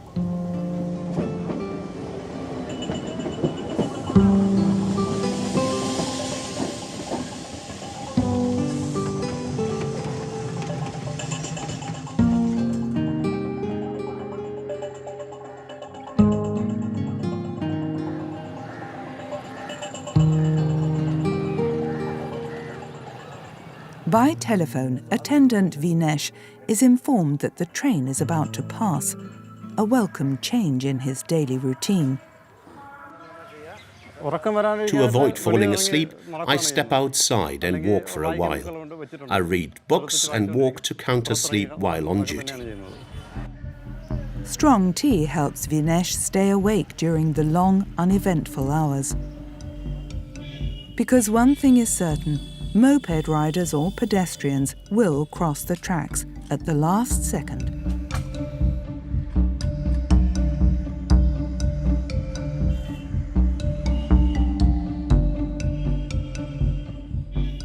To prevent this, grids have been placed underneath the barriers. Everything's manual here. So far, there are no electrified devices. Strictly speaking, this is not even an electrified area.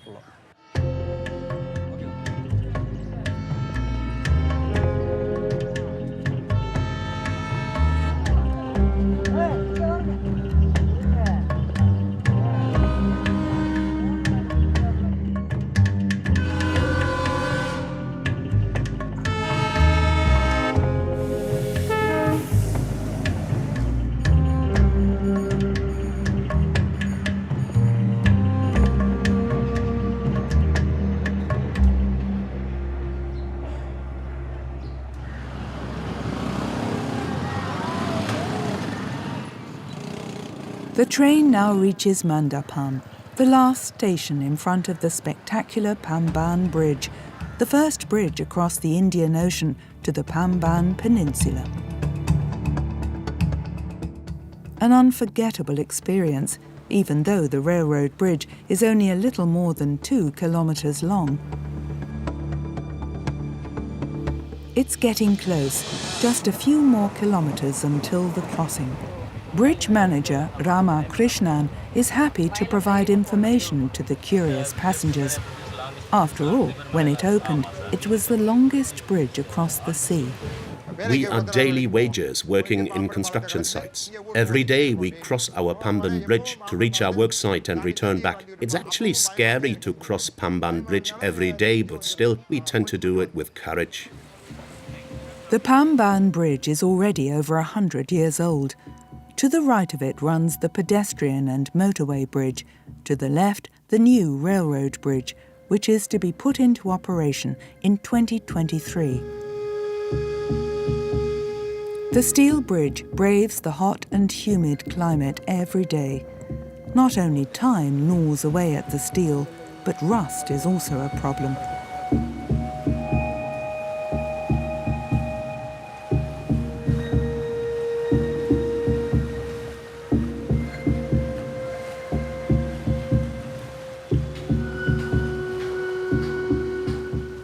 Every day, engineer Mutai Mutupalanyapam searches for defective areas that need to be repaired immediately.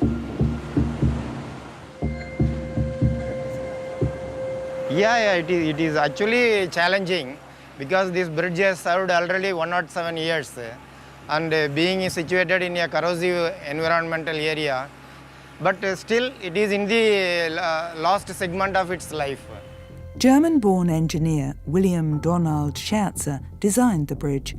The middle section can be opened for ships to cross the Polk Strait.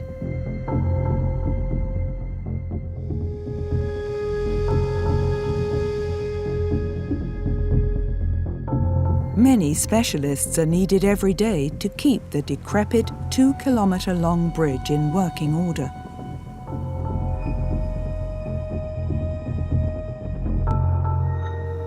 The first plans for the Pamban Bridge were drawn up as early as 1870.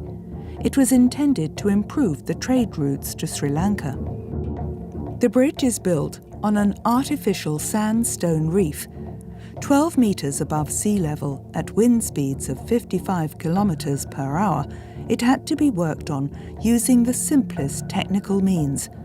In 2 years, around 600 men used 4,000 tons of cement, 2,600 tons of steel, and 80,000 cubic metres of rock, among other materials. The end result is a bridge more than 2 kilometres long, a technical marvel.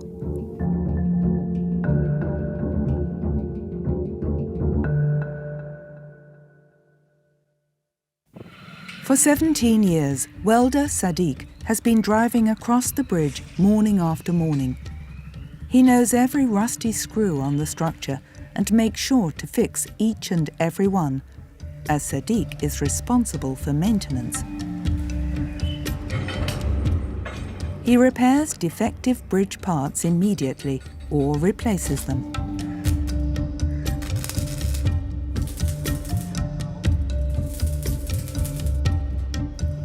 The team of engineers and craftsmen uses a trolley for inspection. The men use it to drive across the bridge every day.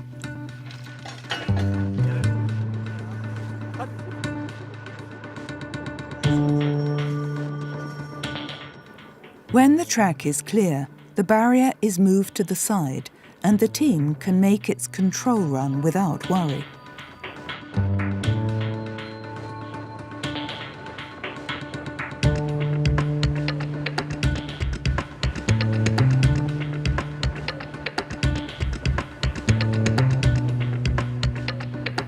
Every day, men walk the bridge looking for damage. They can't afford to take a wrong step at work. Today, the track layers don't have to worry about falling into the sea. Only a lukewarm breeze is blowing. In southern India, the main threat is cyclones. Trains have no chance against these strong storms with heavy rain and huge waves.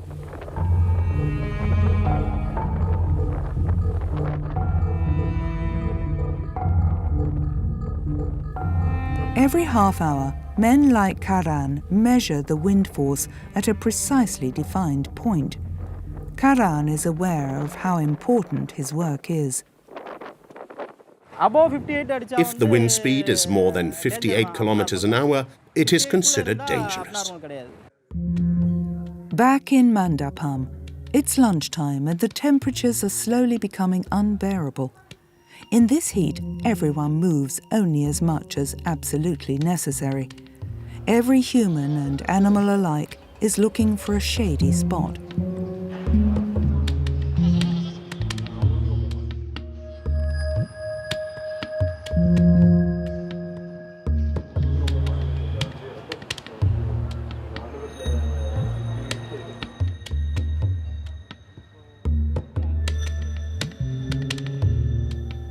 Ticket office sales are slowly picking up. In COVID's heyday, most trains were not running, and tickets were only available online, if at all.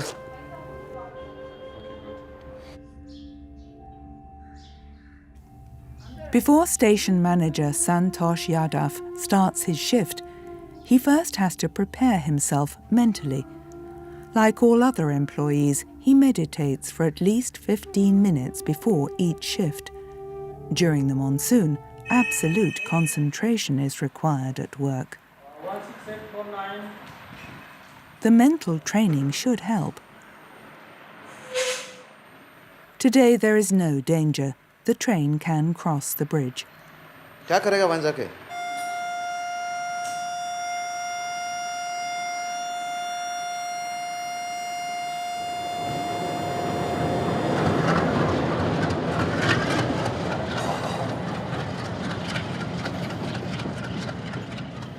But not all passengers are comfortable with the crossing.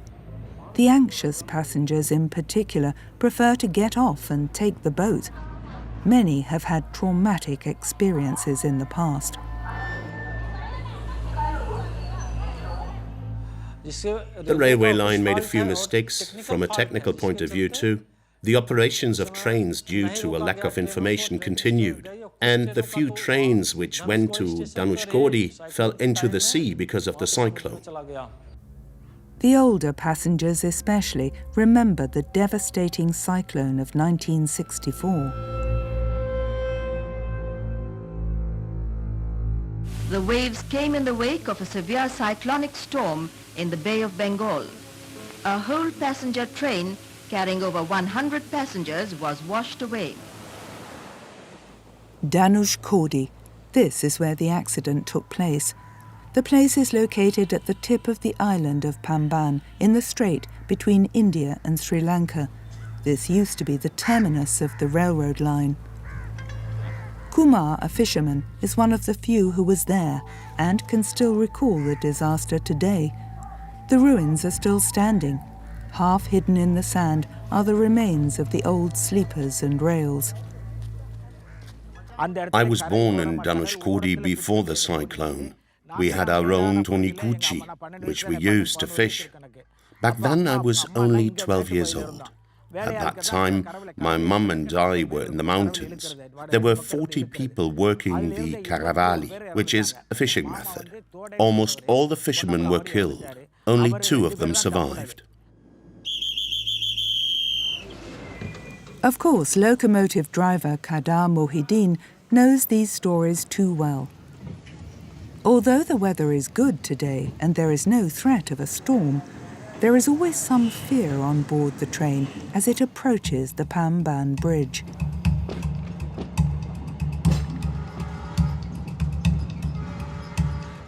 If you ask me what scares me, I obviously say that when the train travels over the sea with stormy water beneath, it frightens me. But after some days, I got used to it.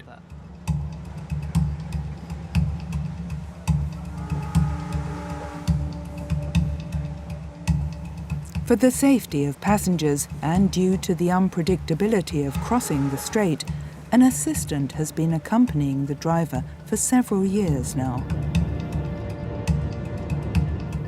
4 eyes see more than 2.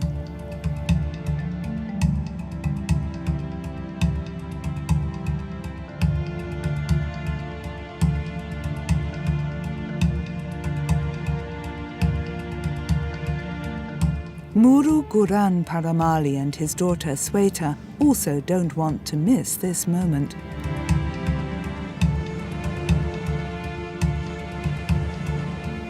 The Rameswaram Express crosses the strait at 45 kilometers an hour.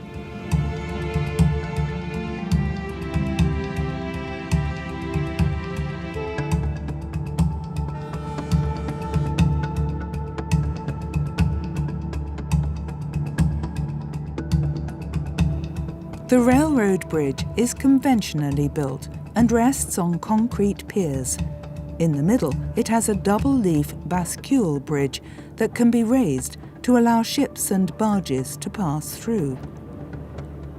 Each half of the bridge weighs 415 tons.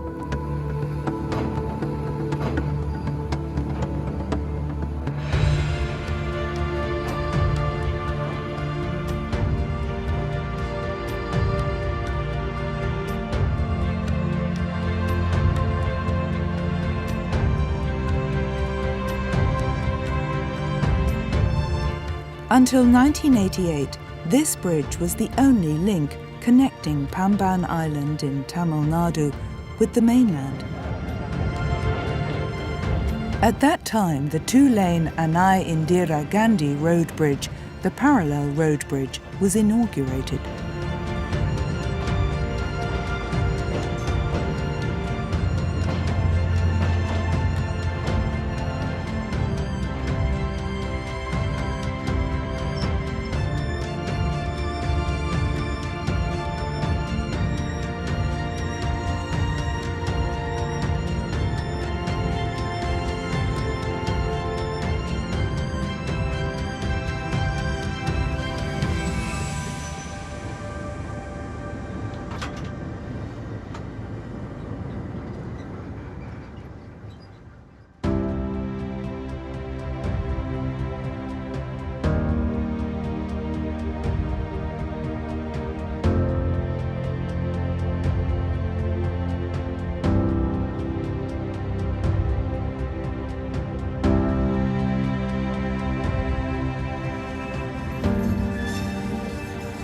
Now it's not as far to Rameswaram train station, the destination of the 12-hour journey. The working day of train driver Kadar Muhyiddin ends here.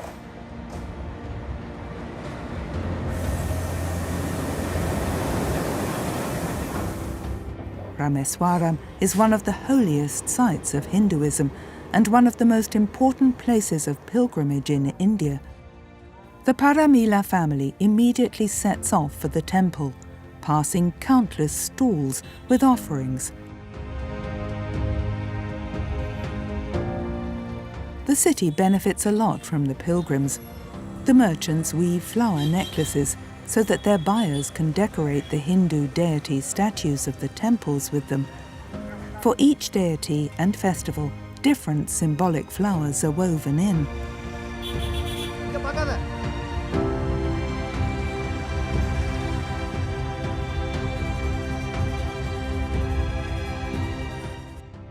The Ramanatha Swami temple is the main temple. Its construction can be dated back to the 12th century. Its entrances, crowned by high towers, are visible from afar. The temple is dedicated to the holy prince Rama, who, according to legend, created the first bridge to Sri Lanka with the help of a monkey army to free his beloved wife Sita from the clutches of her kidnapper.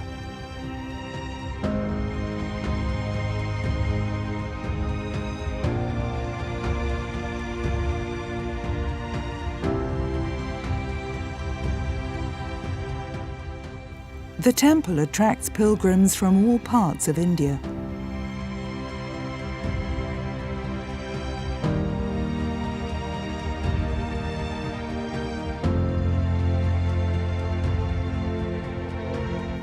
For many of them, the Rameswaram Express is the only way to complete the dream of a pilgrimage. It's here, at the Strait of Pamban, that the journey from Chennai to Rameswaram ends.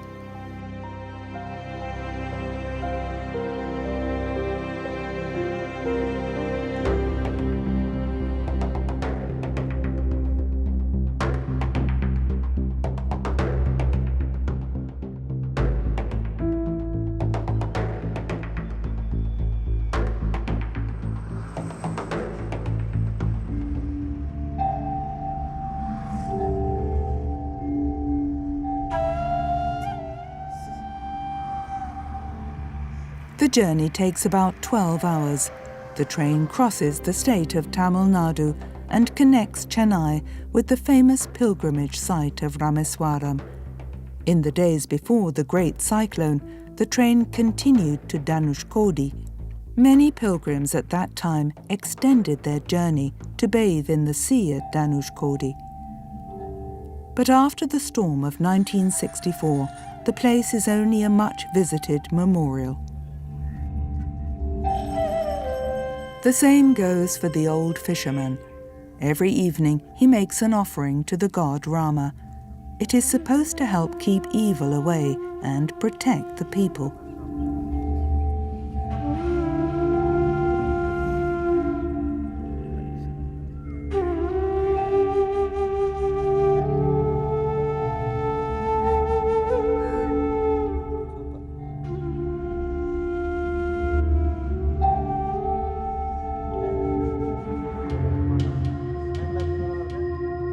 Soon the old Pamban Bridge will no longer exist. Its time has passed. But a train journey with the Rameswaram Express will always remain an experience.